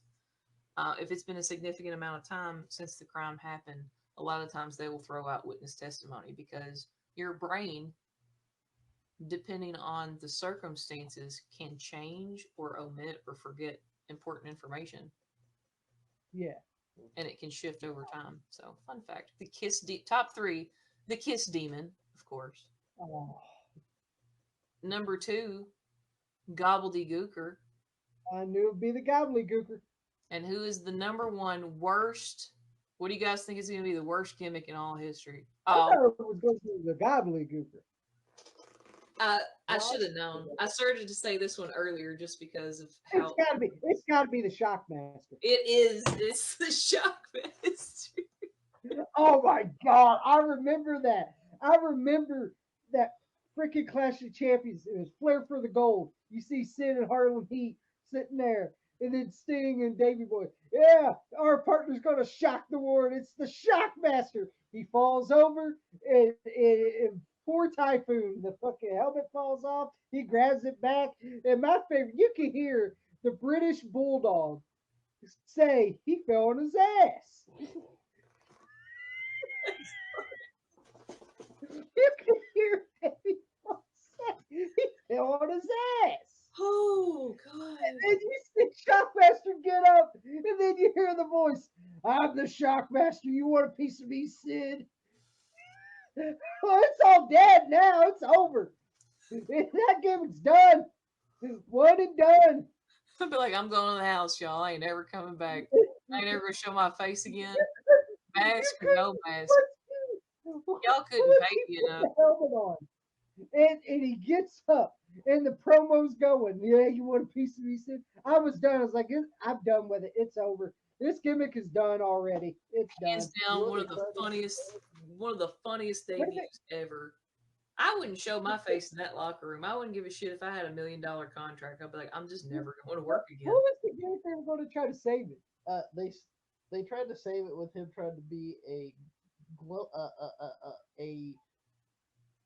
goof contractor. Yeah, they were going to try to save it with the goop contractor.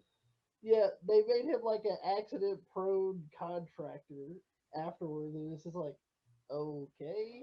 Where did the mask go? And then I remember the story when Shockmaster Typhoon shows back up and Dusty Rhodes was booking this. He comes up with the mask in his hand, lays it on the table, and Dusty's laughing, right? And Shockmaster goes, "I think I messed this up." And Dusty goes, "Yeah, you fucked it up." Yep. It's so good. WWE better have that mask. Like, surely to God, that mask is somewhere, like Yep. in a Like, warehouse. oh my god. Because if Like, I ever, would they ever get a physical Hall of Fame built, which I think should be in Memphis, by the way. I don't think anybody else agrees with me. They'll probably put it in Vegas. But I think it should be in Memphis. If I go and that mask isn't there, I'm gonna ask for a refund. I'll be like, I just came to see for the that. Shockmaster Oh, mask. hey, look who's in the chat. Aw, our buddies, our boyos over from Oh, TDS Wrestling Podcast, Wrestling Rampage, the lovely Calamity Jayne. This is some amazing chiz. Yes, it is.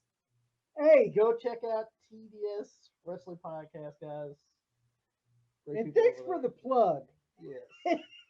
Yeah, Hey, they were the ones that got us to talk to yeah. you. So, well, you'd like them I, guys.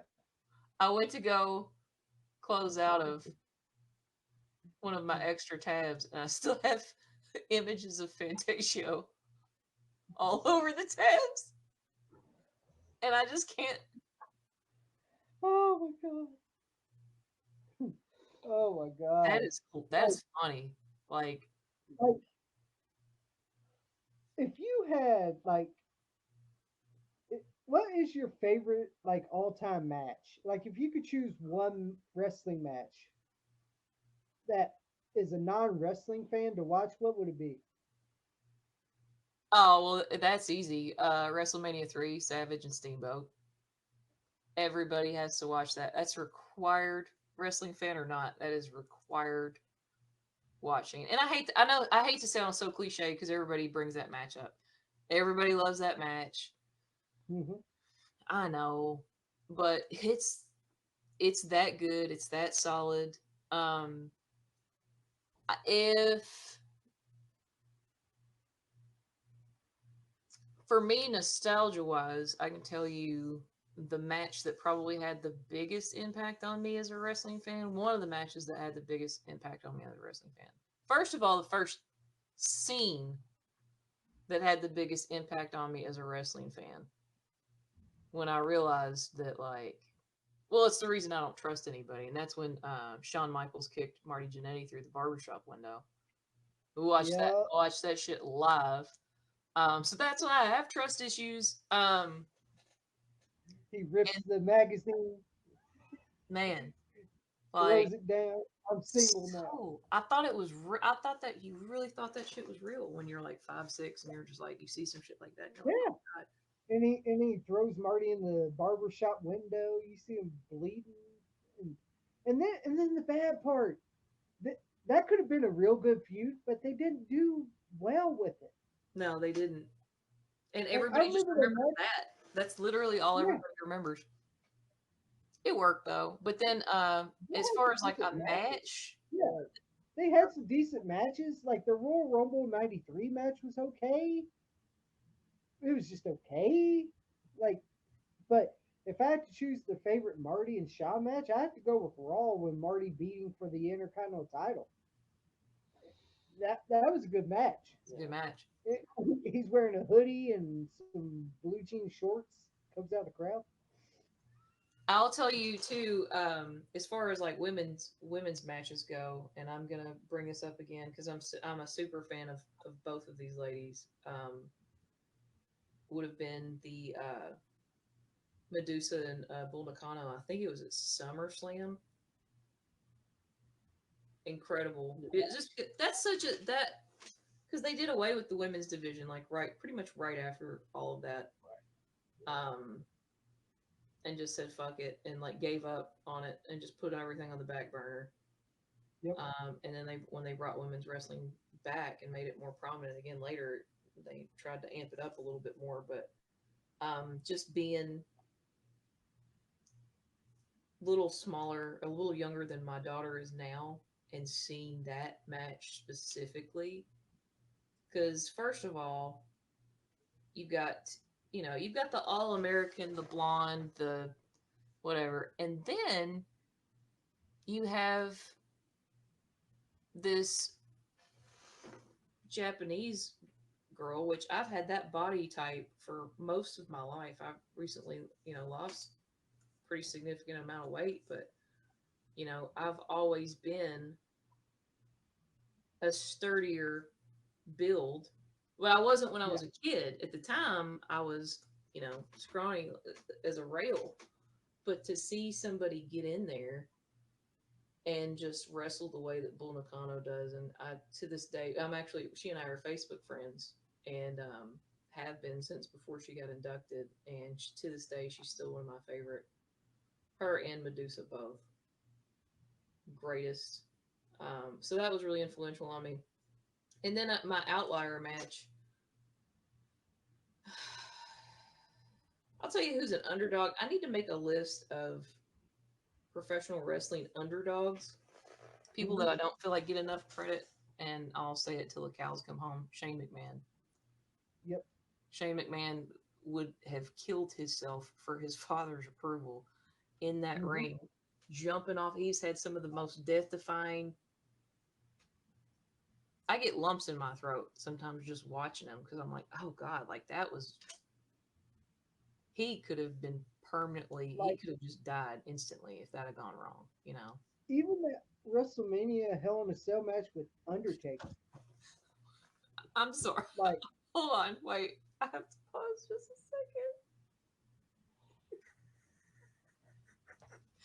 second. TDS. Now I know who's running the TDS account. They said it's 5:04 a.m. here in the UK. Better give the wife a portion before we get up for work. Have a blast, guys. Much love.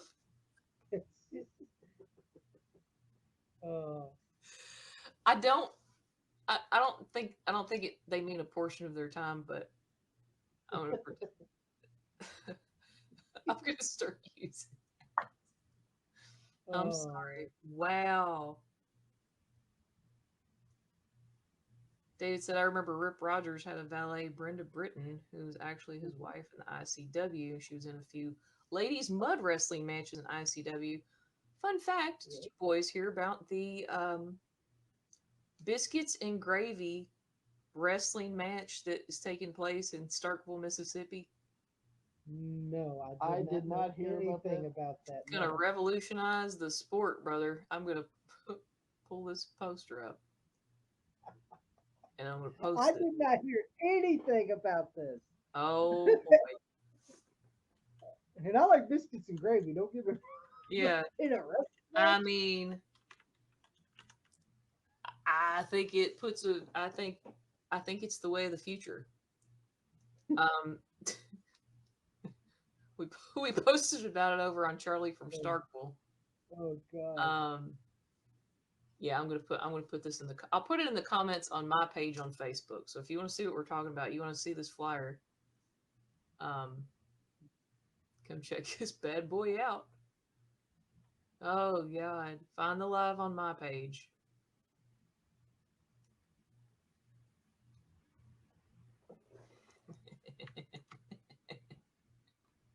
To me, one match that I enjoyed, like I give to a non-wrestling fan, it's a trilogy, but it worked.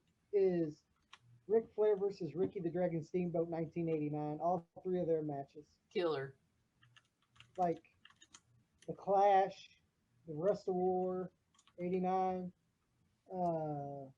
The what was the other one? Chi-Town Rumble. Yeah, like all three of those matches were very good. Even when they were older, Spring Stampede '94 is another good one they had. This was in 1994. Man. Like they were still getting in hell. Yeah, they went like what 30, 40 minutes. I think. About 40, 45 minutes. Yeah, and they were older at that time. Shit. People have such short attention spans now. Like doing 30, 40 minutes, that's a lot. You know, Hmm. like just even now. Yeah, I gotta like, save this picture. I don't know how they can do it now. Like a 30, 40 minute match. I'll forget in the first 5 minutes.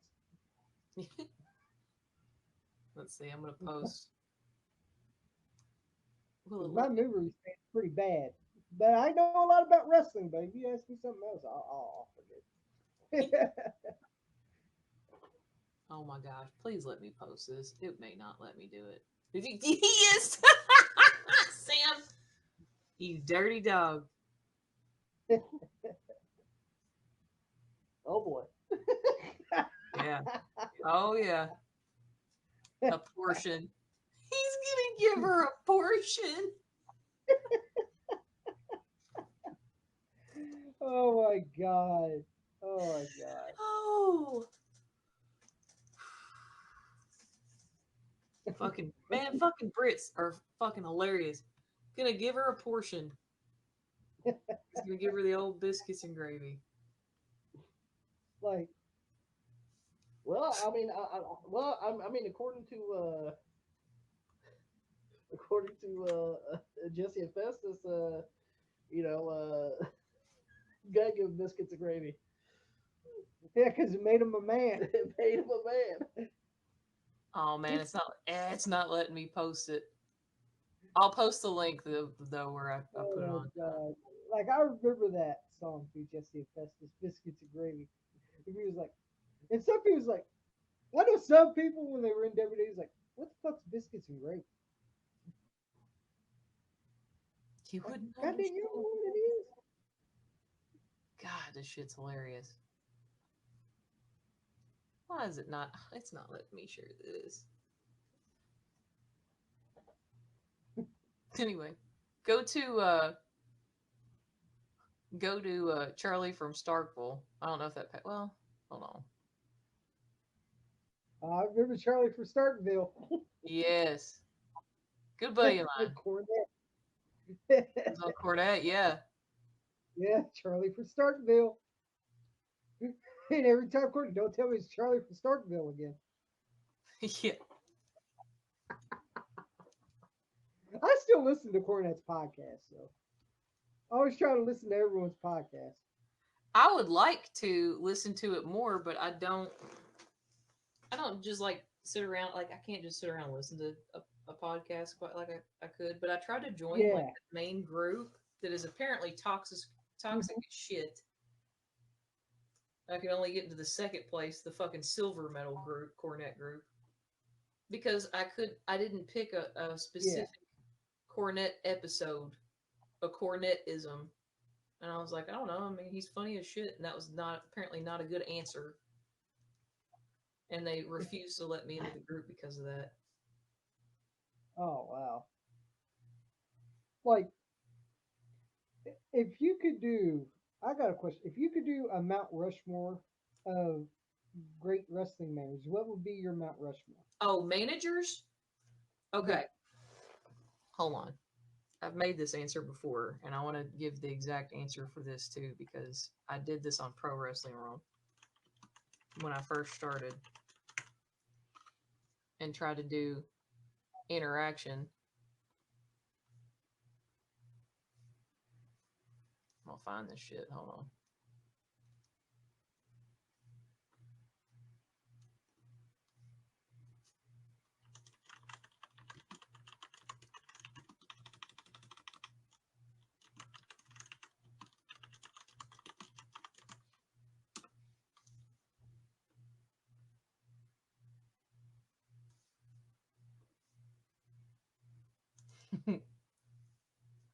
And I'm pretty sure I answered in the comments. Yeah, I did.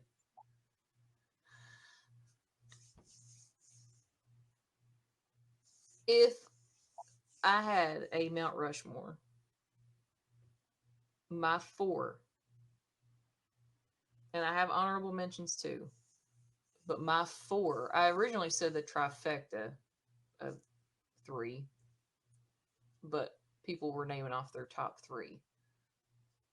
But my Mount Rushmore, easily Bobby the Brain Heenan, Paul Heyman, Jimmy Hart, Sensational Sherry.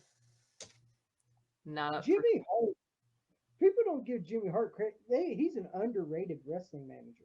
incredibly. And he was a jack of all trades, man. He wrote so Mhm. many awesome themes. Well, he wrote Shawn Michaels' theme song. He uses still uses it to this day. Yeah, Like, like I don't know. Like a lot of people's like Jimmy. They don't put Jimmy Hart like in that category as a great wrestling manager. they should. I'm like he is so underrated as a wrestling manager. Like Now, I, as far as somebody that just had the gimmick, stuck with it, Paul Bearer, obviously, aka Percy Pringle, everybody loves him. yeah, But then of course, you get like Freddie Blassie, um, Captain shit, Lou Albano. Captain Lou. That's what the next person I was going to say too. Um, man, A lot of people say the Grand Wizard too. I'm like, damn. I yeah, remember the Grand Wizard. But that was way before my time. But I yeah, remember. But I do remember Fred Blassie and Captain Lou though. yeah. Like, Love Freddie Blassie. Now, I will say this. Look, look, look, look. Okay, I get that everybody loves Jim Cornette. I've tried. I would. I should probably listen to his podcast. But here's the thing: you ever like hear something about somebody, and then it just completely sours you on that person? yep, Mhm. yep. That's kind of how I feel about Jim Cornette. Because first of all, I feel like it's probably illegal for me to be from Kentucky and not like Jim Cornette. But hear me out. I probably talk about this on just about every podcast too. Um, yeah, hear me out. I'm not crazy about Jim Cornette because, first of all, he's been fired from pretty much everywhere that he's worked. And I think that there's a reason that he's not a backstage presence at AEW or WWE now. Now, I know you will hear him tell it all day long that he got invited to go to AEW and have a conversation with Tony Khan about him coming in and having a bigger role, which he did. But it's to my understanding that Jim Cornette wanted full creative control, and Tony Khan was like, no. And what's interesting is that until that conversation had taken place, Jim Cornette was Yeah. all about some fucking AEW. Then after that, it was like he was just unhinged about how much he couldn't stand AEW there for like a long time. Yep. I did hear about that. But that's not what made me sour on him. What made me sour on him, Santino. Yep. Guy's a national treasure. Could you imagine being Santino and having your daughter backstage with you, and then Jim Cornette barehanded slapping you in the fucking face in front of the locker room, in front of God and Yep. everybody, but more importantly, in front of your kid? Yep. That to me is despicable because that wasn't when cameras were running. Like anybody can do anything in front of a camera and it Yeah. be taken the wrong way. But he did that in the locker room and did it in front of the guy's kid. Hmm. You could have. He could have just said, "Hey, I told you you had to do it this way." Yeah, You could have just said it that way. You didn't have to put your hands on him.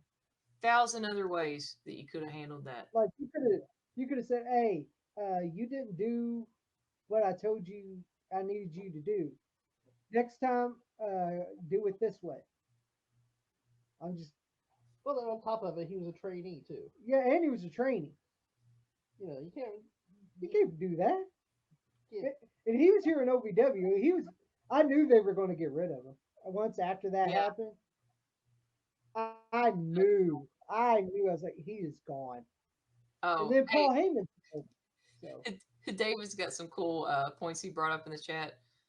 Earlier we were talking about. He said you may not have always liked him, but Ultimate Warrior. I know a lot of wrestlers didn't care for him, but I thought his entrance music, the excitement that he stirred up, was an entertaining guy to watch, which is true because even though people hated on his wrestling, even though people hated on, I mean, his promos were fire, but they weren't really comprehensible. Yeah, All of that aside, he was fucking over. He that's was the over. thing. Like when his music hit, and he would run down there and shake the ropes. I don't remember seeing anyone just sitting down. Yeah, there wasn't anybody sitting down. But he said, do they have biscuits and gravy in England? And David, the answer is no. They what they call what we call a biscuit, they call a scone. Yep. And the idea of putting gravy on one is reprehensible. But I will say that I have seen British people try it and love it. And fried potatoes, yeah, that's Yep. That's some a people southern call them home staple. fries. Yep. Some people call them home fries. See, people's like, what is this southern food you're talking about? Fried chicken and all this. And then if someone don't like you, because we got people that don't like our channel a lot, because we tell the Oh, truth. you too, huh? Yeah. Oh yeah. We're in the same boat. They would either call us hillbilly. Oh, because we're from Kentucky, so we're hillbillies. Okay. Okay, that's fine. Try being a chick Or from Kentucky and opening your mouth about wrestling. God, I can't tell you how many times I've been told to make a sandwich and get back in the kitchen and like, all other kinds of shit. and then, or two, you live in a trailer park. Yeah. What's that got to do with Kentucky? Yeah. For the record, we don't, but still. Yeah, for record, we don't. And, or three, Kentucky's only famous for KFC. What's that got to do with anything? First thing everybody ever Nope. mentions. Yep. Controversial. KFC's not that good. Yeah. Hot take. It's actually not great. We'd rather go eat chicken somewhere else. I'm just Yeah. clarifying. Exactly. Yeah. And, or they'll be like, you guys are only famous for horses. Yeah, we got the Kentucky Derby. Yeah. Yeah. Which is funny because I don't even really like horses, dog. Like I don't fuck with horses like that. I think a horse race would be Yeah, boring and shit. And everybody's like, well, yeah, you gamble on it. Well, I don't gamble either. So yeah. Like that's the first thing that'll come to mind. Like, cause we get a lot of hate on our channel Well, because that's why that stuff. all the celebrities come to Kentucky. Yeah, Wear the but like, big yeah, but they hats. come to Kentucky. yeah, They go to Kentucky and wear the big hats and stuff. So man, I am too. Sean said, now I'm hungry. Man, hey, you know what my favorite Southern foods is that a lot of people don't know what it is? Hoe cakes. Oh yeah, Hoe I cakes. remember. Like, I remember back in the day, your mom, your grandma being there frying chicken, fucking. You have home mashed potatoes. Not instant. I'm talking about homemade mashed potatoes. Homemade. The You'll real have shit. that. Yeah, you'll have cornbread made in a skillet, not baked in a skillet.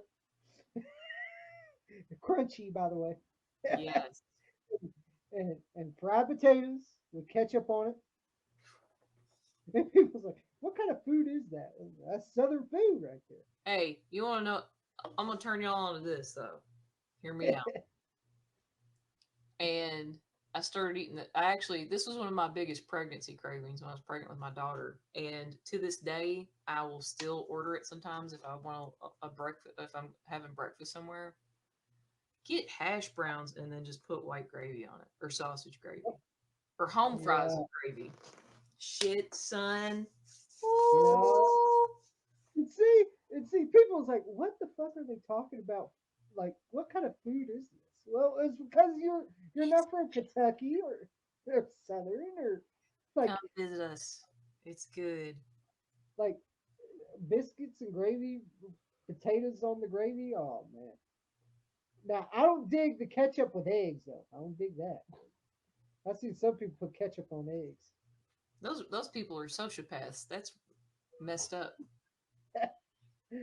Now You're meatloaf, yep, meatloaf is You're great gonna too. murder Yep. that chicken's children and then you're gonna put ketchup on it? Yeah, Wrong. like I see people put ketchup on it. And like, "Ugh." What? I kind of like Man. eggs. Oh, David said meatloaf was and is a delicacy. I thought back in the day meatloaf is delicious, and I love it. yep, My favorite thing is do a meatloaf sandwich on white bread. yep. Meatloaf, mayo, bread. See, Well, listen to Meatloaf. while listening to Meatloaf. Or fry it. Fry it on both sids too. Fry it Yep. again. Fucking fry it again. Some bitch And then fry people, it again. it's same thing with people, they'd be like, "What's fried bologna?" I'm like, "That's another Southern thing. You don't know what fried bologna A is?" masterpiece. Like you put the bologna, you cut the bologna, you put it in the skillet, you let it fry, and that's fried bologna. People like, what the hell is that? I don't know. I know bologna, but I never had fried bologna. Poor You don't baby. know. You don't know. That's a back in the day. That was poor man's food. Back in the day, fried bologna sandwich, grilled cheese, Mm, shit. stuff like that. Like, Delicious. and you put and another good thing you put chips on that fried bologna too. That Put makes it some even better. chips on that fucking oh my god, I love a chippy sandwich. My kid, this is how country Calamity Jr. is. Anytime that she has a field trip, she wants chips. I have to get chips specifically to put them on her sandwich. Yep. I always put chips on my sandwich.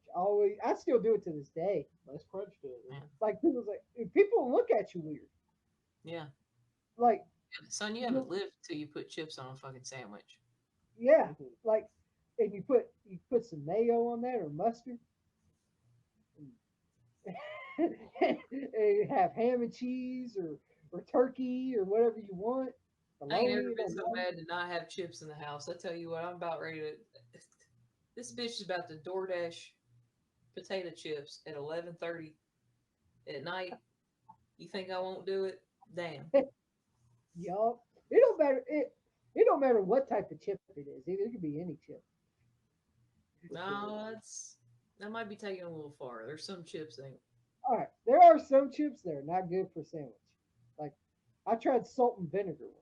Not that great for your sandwich. But shame on you. I love what? some. Now listen, man, Grippo's barbecue chips on a bologna sandwich. Fuck Oh yes, yeah. yes, absolutely, yes sir, yes sir. Yep. Grippo's is good as hell anyway. Oh But yeah. I tell you, I'm gonna I'm gonna say this. I think everyone's been thinking this. I I want to speak on behalf of America and do the right thing. The wavy chips, sometimes kettle chips, but usually just the wavy chips or ripple chips are Yep. far superior to those Lay's crinkly, whatever the fuck they are, paper thin. Nobody's trying to eat that shit. I don't think I've opened a bag in the past 5 years Yep. that has had a solid chip in it. Hmm. What's up with that? They're all broken. That's true. They're all broken. Yeah, I ain't trying to fuck with that. Like I always try to get ripple or fucking Ruffles. ruffles Ruffles again. because It's a good. because and wavy because they're always consistent. They're always it's a real legit chip. Wavy Lays, the wavy ones are the best, but my favorite flavor that's out right now is the wavy, the Funyun flavored Yep. chip. You had those? Yeah. Oh, I have. Yeah. Damn, Those are good. that's a great chip. Hmm. I need to I love try that one. chips. I love chips. I'm stupid over chips. I make chips, and look, like I was saying earlier, like I lost a bunch of weight this year. Chips was the hardest thing to come up with. So then you start thinking about like goofy shit to make into chips. Hmm. So I like kale chips, I do, but they turn into dust as soon as you eat. Like they're good if you season them right, but man, you could fry up a whole bag. You could fry up a bowl of kale like that, and you eat all of it, and you still be like, man, I'm still hungry. And Hmm. then cottage cheese, I found out you can turn don't knock it. The way I made this parchment paper, put a little dollop of cottage cheese and flatten it out, and then you take everything bagel seasoning, and you bake it until it basically almost burns, Yeah. but it turns into a chip. Shit's fire. So good. Yeah. And, Mm, and and I know some wrestlers have to eat fast food on the road sometimes. You have no choice. yeah. Like, cause when you're a wrestler on the road, you gotta eat. Some people will try to bring their own food. Sometimes I've seen people do that before. I try. I You try know, like hell too. but sometimes you're too tired. You don't want to make that shit. So, so you go. You know what? After the show, I'm gonna go to wherever is open and just get something from there. Yeah, Well, because sometimes you just gotta settle for leftovers. Like what it Uh is huh. literally whatever's left open.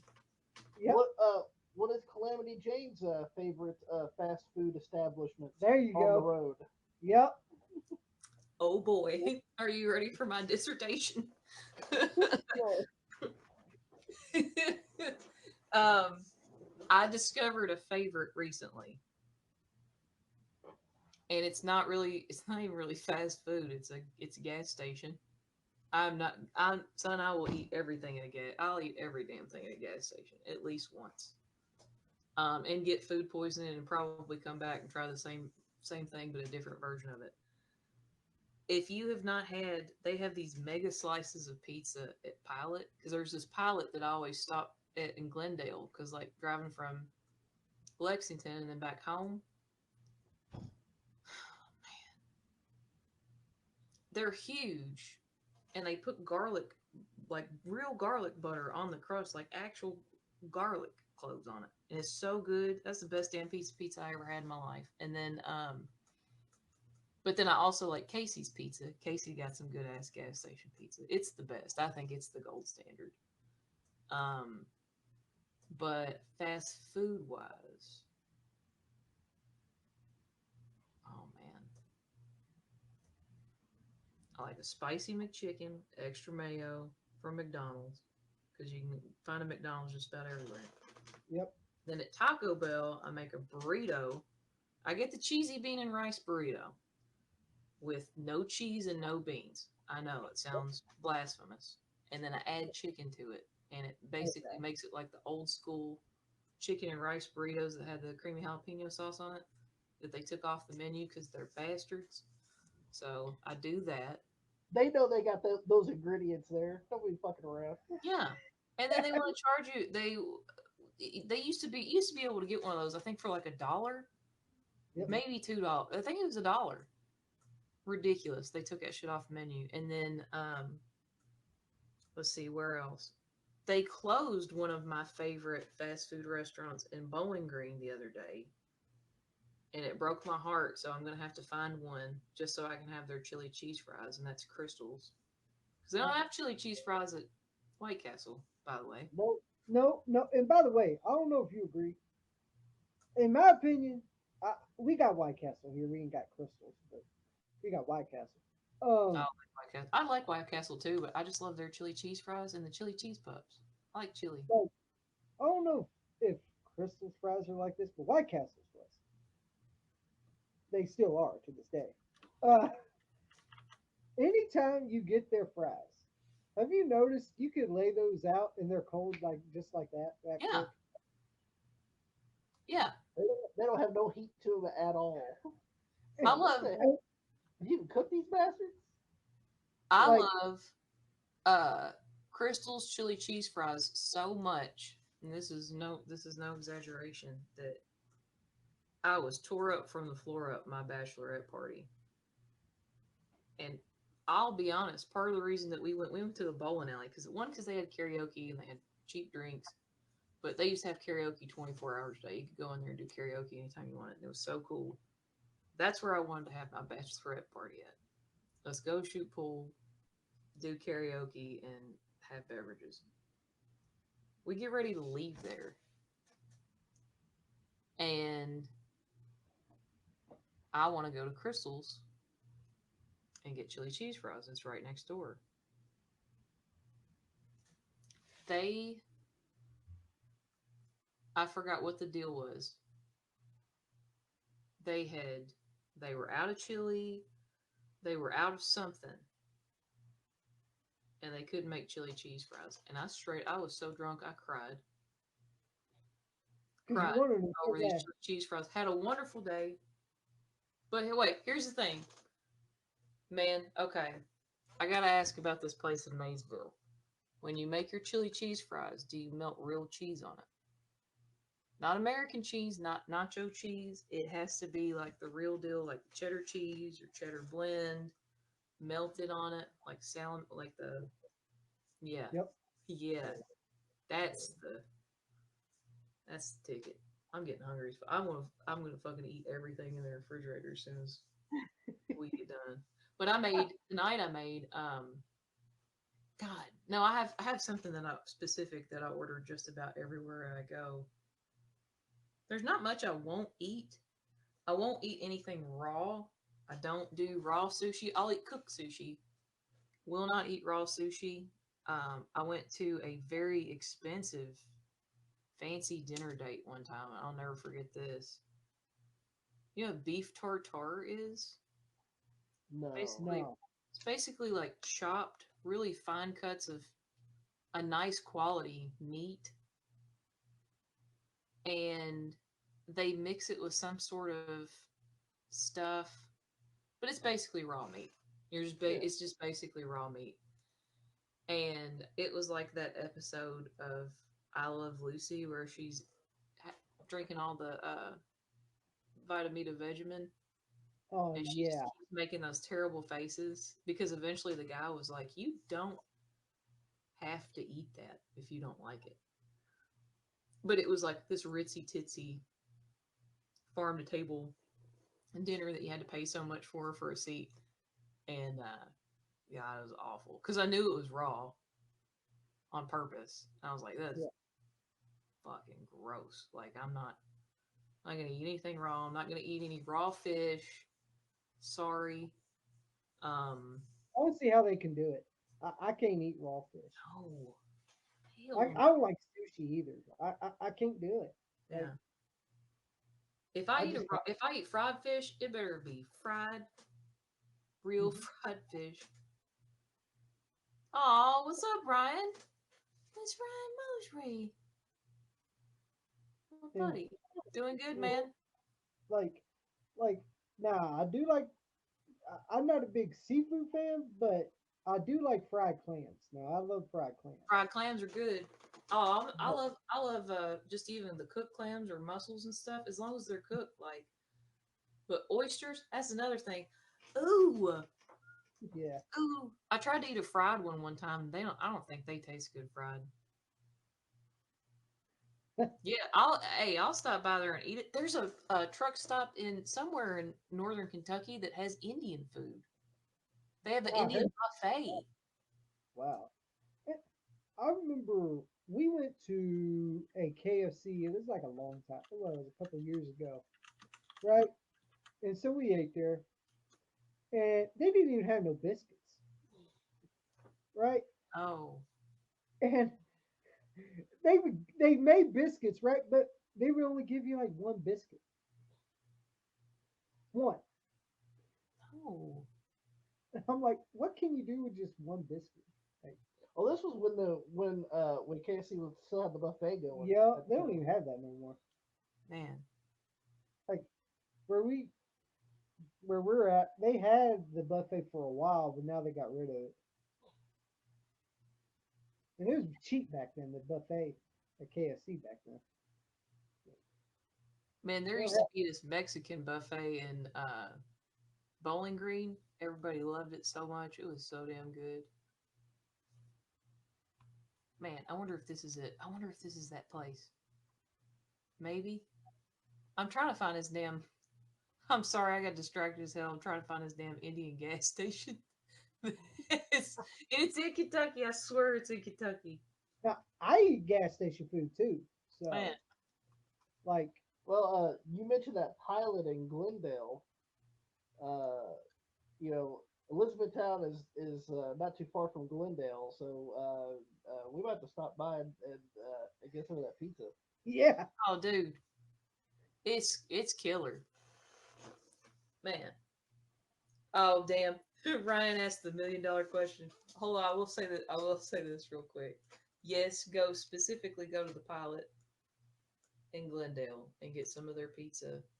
Because I'll pull over. That's like the only place to stop for a long time that's like safe to pull over and sleep at. So I stop there a lot. Um, shit. There was something else food wise I was gonna say. That I was thinking about. Oh, but now that it's soup season, I'm in my element. I love to cook soup at home. And I've started making this soup because mainly I make it so often because my dad loves it. And he's like old country boy, doesn't want nothing green, didn't want anything that he can't pronounce. Zuppa Toscana soup, like the kind that they've got at Olive Garden that's got the sausage and the kale and the potatoes in it. It's pretty much just it. Yep. And it's a cream based soup. He asked me to make that for him all the time. So I've actually got a big, huge pot of it in there. And then I'm going to make chili afterwards. You can't go wrong with homemade chili. No. You That's put what my some kid cheese wanted in me to there. make. She's You like, put he some don't want you to cheese make in there chili. too. Oh man, put some cheese in your chili. Shit. Yes. Oh my god, like that is so good. And me, Hey, like, the maddest I've ever seen the podcast though, we were talking one time, and keep in mind we've got a guy that's from Sean is from Ohio. They're very particular about their chili.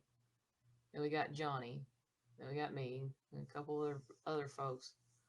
I thought we were all going to fight each other because we were talking about what makes a good chili and what doesn't. Because that was one of the few times that we've not all agreed with each other. Pure fucking chaos. Madness. You start talking to people about chili, people get some butt. people even put onions in their chili. Huh? Onions. Oh yeah. Yeah, Talking about raw onions or cooking it in it. cooking it in it. Yeah.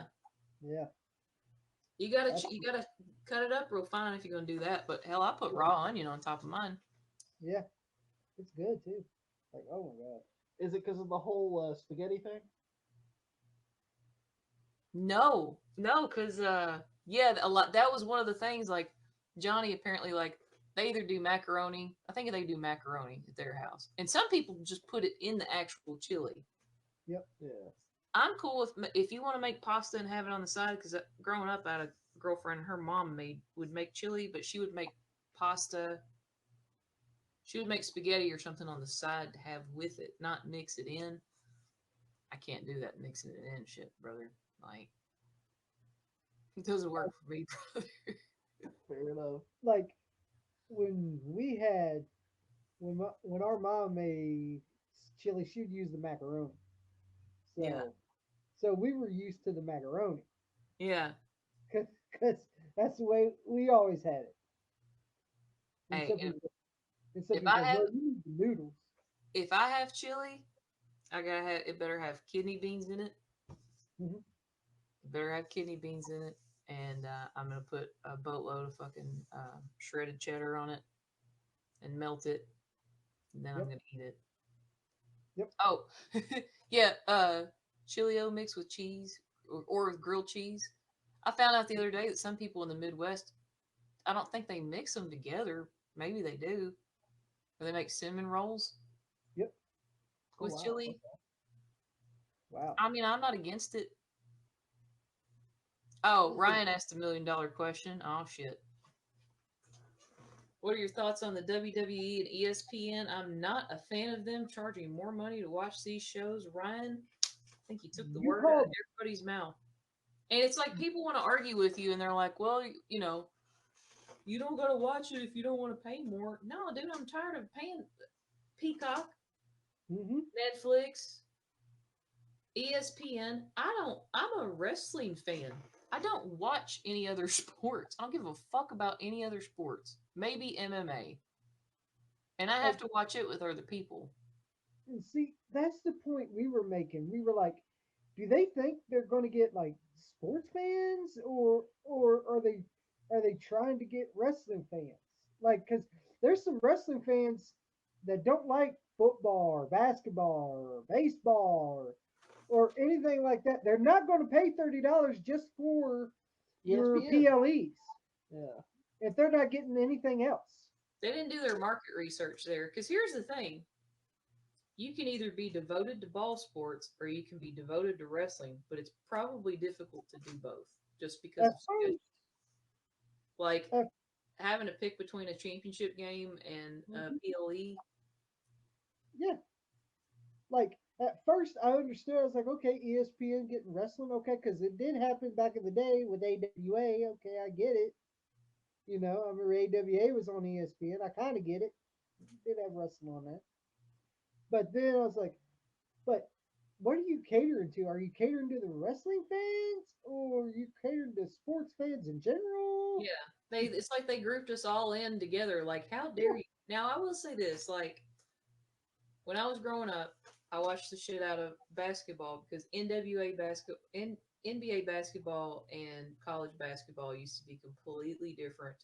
Yep. Completely different. Like Shaq was like Shaq, Charles Barkley, Dennis Rodman. Like that's the shit I remember. Okay, it's not the same. It's not the same anymore. There's no Yeah. reason that a fucking basketball game should get 130 fucking points, 140 points scored. That means that nobody's playing decent defense. That's bullshit. Yep. And now that I'm older, I can't stomach basketball. I've never liked football. The only thing I like about football is Super Bowl food. Can you tell I'm hungry? Super Bowl food. And then baseball. Actually like baseball because to me it's like wrestling. It's like an American pastime. There's just something Mhm. so wholesome about baseball, and I don't really actively follow it, but I will get mad Yeah. about baseball. I like baseball. Yeah. Like, I was wondering, I was like, what the hell are you trying to get? Like, and then they got mad because no one paid for their app. Well, Yeah, what? $30. You yeah, got wrestling fans that have to pay for one. You have to pay Peacock. That's about what, $20 Roughly. roughly. You got to pay Netflix, $20, Netflix roughly. another 20. So that's 40. And let's say you want to watch AEW, you got to get it to HBO. I think that's what, $10 or is that 20? yeah. 10 to $20. They're on HBO now, which I Yeah, have HBO anyway because of Game of Thrones. Like that was a smart move on their part. See, I yeah. feel like that's a intersection of demographic that probably worked, and that was actually Mhm. smart on AEW's part. And David, we don't have anything against. Oh, he said I'm a UK guy, not like British UK. I was like, we love fucking British people here, but yeah, yeah, Like, I'm a UK. Yeah, I grew up watching UK, man. Fucking yeah. UK. Classic UK late '90s basketball was the shit. Mid '90s, late I, '90s I, I'm, basketball. I'm a Kentucky Wildcats fan, so you know I'm a big UK fan. Yeah, fuck Louisville. Sorry, I said it. I said the thing. Hey, fair enough. We understand it. I My remember mom. when they were trash.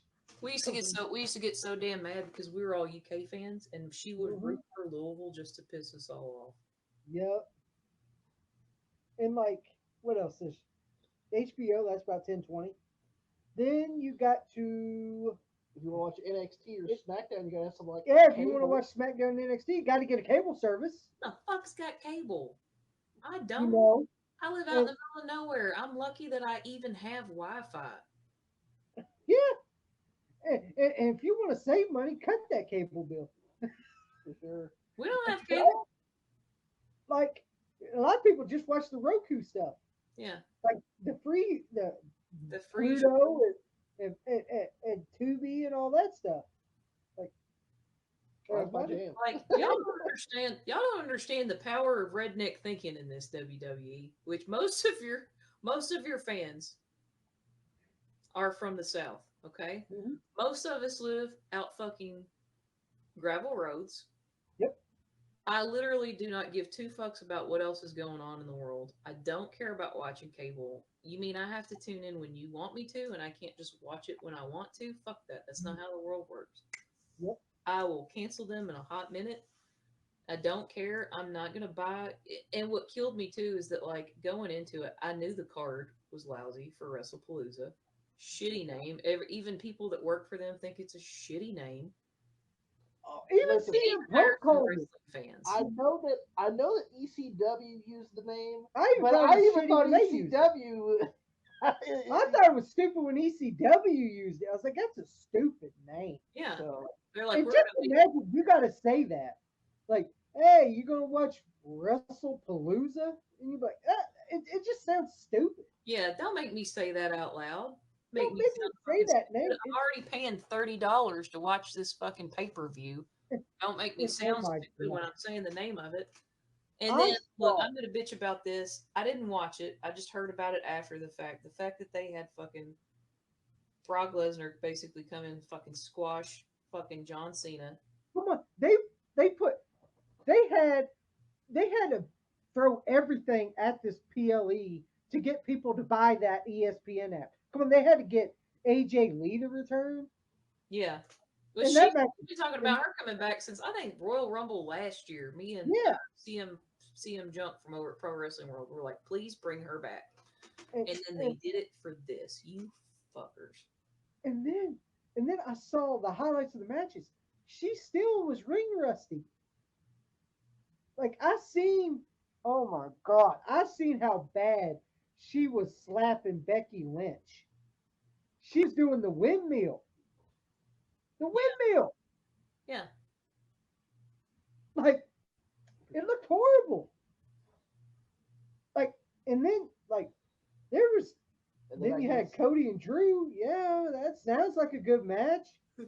David David in the comments is asking about basketball. He said, what's your opinion of Angel Reese? Supposedly the face of the WNBA. Dude, she is I've not heard anybody call her the face of the WNBA except her. Have you seen anybody? I'm sorry, no disrespect to the women in WNBA. I've never seen anyone watch it. No disrespect to the people that play None. it None.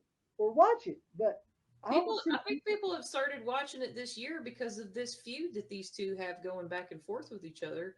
But Mhm. to be fair, one is an athlete and one is performative, Yep. Yep. and it won't take much just to guessing who that is. And I'm not saying that they don't deserve to have some recognition and stuff, but like, look, I used to watch NBA, and WNBA would have been an easy sell for me as a young female growing up. However, when the NBA started going out the window and it started getting discredited, you couldn't pay me. I'm so soured on basketball and the salaries that they get Mhm. and just how they act. Like, yeah, it's you hit the nail on the head, David. It is. It's attention seeking behavior. I don't want to watch it. I have a daughter. I don't want if she goes into sports, which she will because she's going to be a giant. Um, I don't want her to learn poor sportsmanship. Mhm. So, And I agree, Ryan. No one wants to watch a 36-hour WrestleMania. Okay, I agree with that. 2 day. Why do you have to put WrestleMania in 2 fucking days? Why? I don't know. I kind of like it, but I didn't like how they did it with SummerSlam. Didn't they do it with SummerSlam too this Yeah, year? they did it with SummerSlam this year. Bullshit. Yeah, If you're like gonna do it for WrestleMania, and then leave everything else the fuck alone. I'm not doing it for two I days. had no problem if you wanted to do it for Mania, but do you got to do it for everyone now? You got Oh, is all Big Four going to be a 2 day event? So we're going to have to. So Survivor Series is going to be 2 days, huh? SummerSlam going to be 2 days.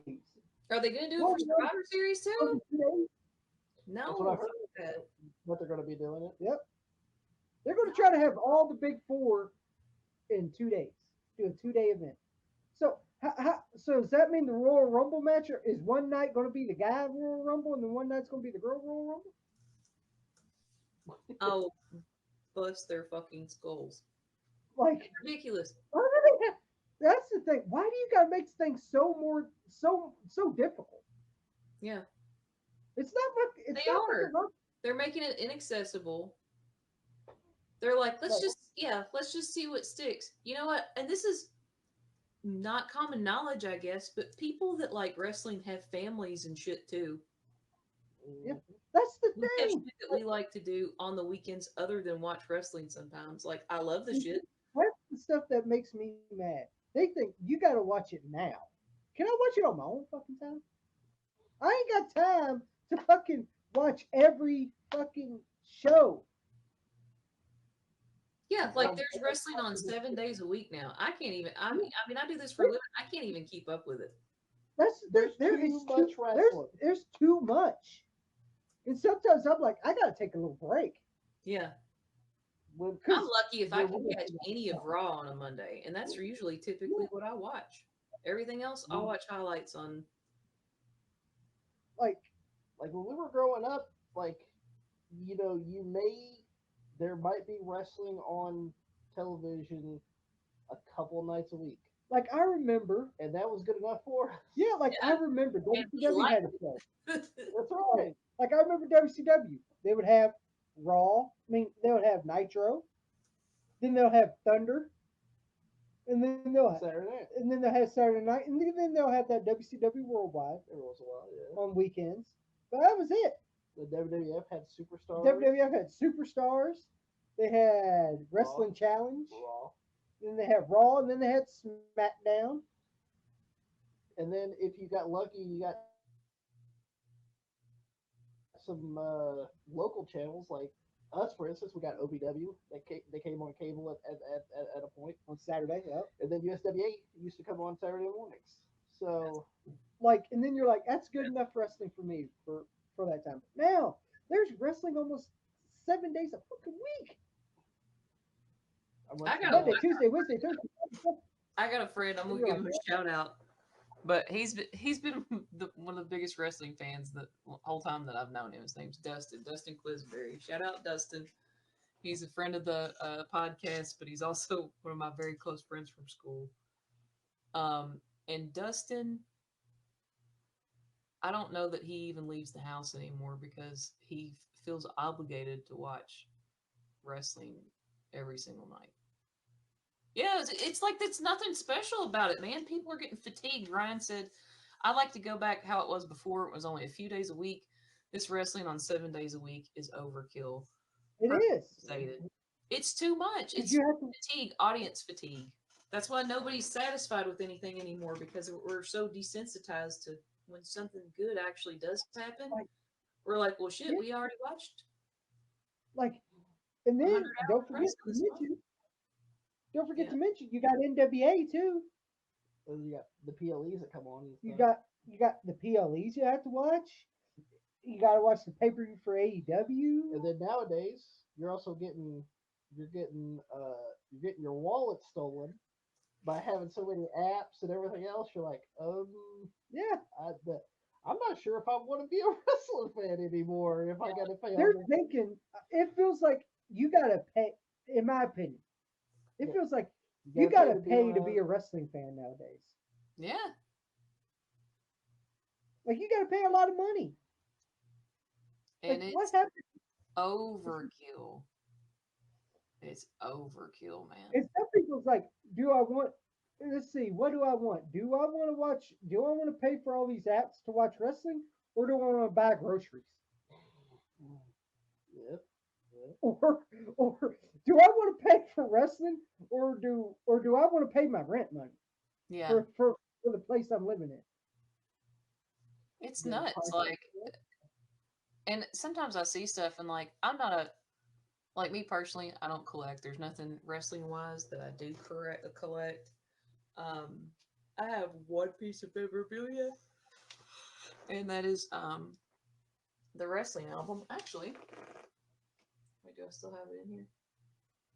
I think I might have put it back in my closet. But I've got the wrestling album, the one that was from the WWF wrestling album. Yep. And right before everything took off like a rocket, I bought that years ago. I think I bought that when I was with my ex-husband, and I wasn't really into wrestling as much as I am now. But I was like, man, this has got to be worth something. And I didn't get it for shit, and it's in pretty good condition. But like to me, but like I don't see how people could afford to do like the figures and I'll be honest. We collect wrestling stuff, but we We do it on the cheaper. we man. do it on the cheap ones. Yeah, We man. go to thrift shops. We go to yard sales. Hell yeah. We go to stuff like that, flea markets. That's that's how we got our wrestling stuff. I'm Oh, not. I okay. So I guess clothes maybe. If I did collect anything, I don't really collect them. It's like I'm like checking out eBay or whatever. But I do have a vintage Hardy Boys Team Extreme shirt, like one of the original first shirts that they came out with. It was like Yeah, the red and the black, had the armband on it, the tribal band. yeah. Yeah. And then I had the long sleeved purple Matt and Jeff and Lita, the anime looking shirt. And then I also have at Caverna this year, they had a vintage Razor Ramon hoodie. Oh yeah. It's black and it's got purple and yellow on it. And I was like, I gotta buy that. Oh yeah. Razor Ramon. You got to buy that. For sure. Ameli said, "Are you guys still up?" Yeah, we're still up. We're getting ready to kick it and go to bed because, Yeah. and when I say go to bed, I mean I'm gonna go raid the refrigerator. Yeah. Um, As we're getting hungry when we were talking about food, we should. just We, Especially while we were all talking about food. but but man, but before we do go though, we would like for you to promote the podcasts that you're on as well.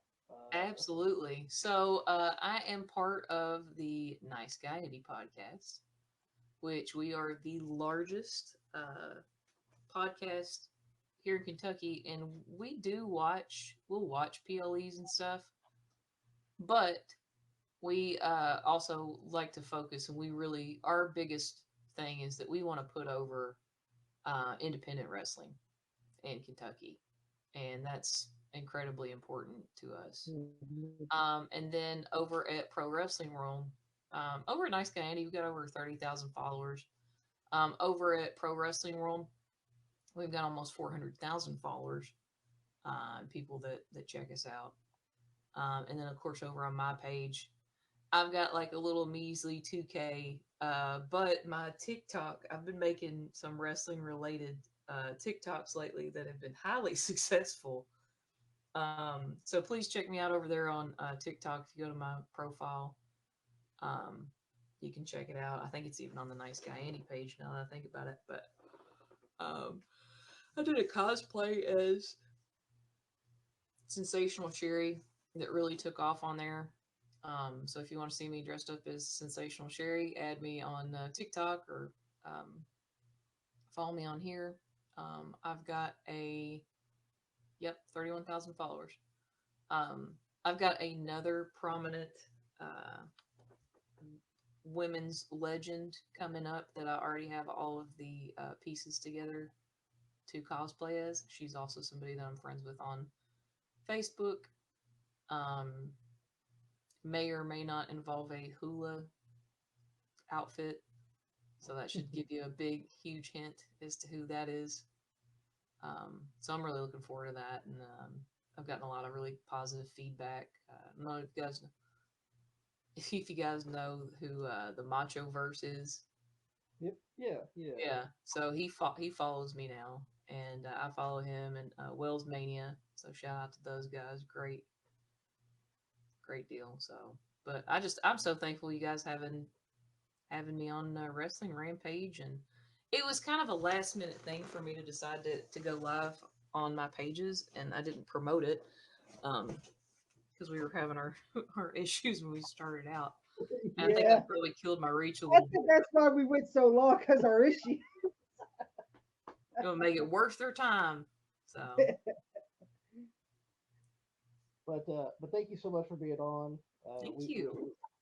we appreciate it, and And I'm glad that TDS let us got us introduced. we'll definitely be promoting the podcast on here as well. So Absolutely awesome. Well, guys, everybody, thank you so much. We appreciate you all. This is Calamity Jayne, and I'm going to be signing off. You guys have a great night, And stay tuned because the next time that I do go live, I'll probably start going live again on a weekly basis, either Mondays or Tuesday nights. So sound off the comments here or on my page and let me know which one you guys prefer. Because I'd like to start doing post-Raw coverage again because that's one of the few things that I do want to watch anymore. So I'm the same way. I watch Raw. That's about all I can endure nowadays. Too much. all right. Well, everybody, you have a good night. Sweet dreams. Stay fresh. Thanks for tuning in, folks. We appreciate y'all. Good later.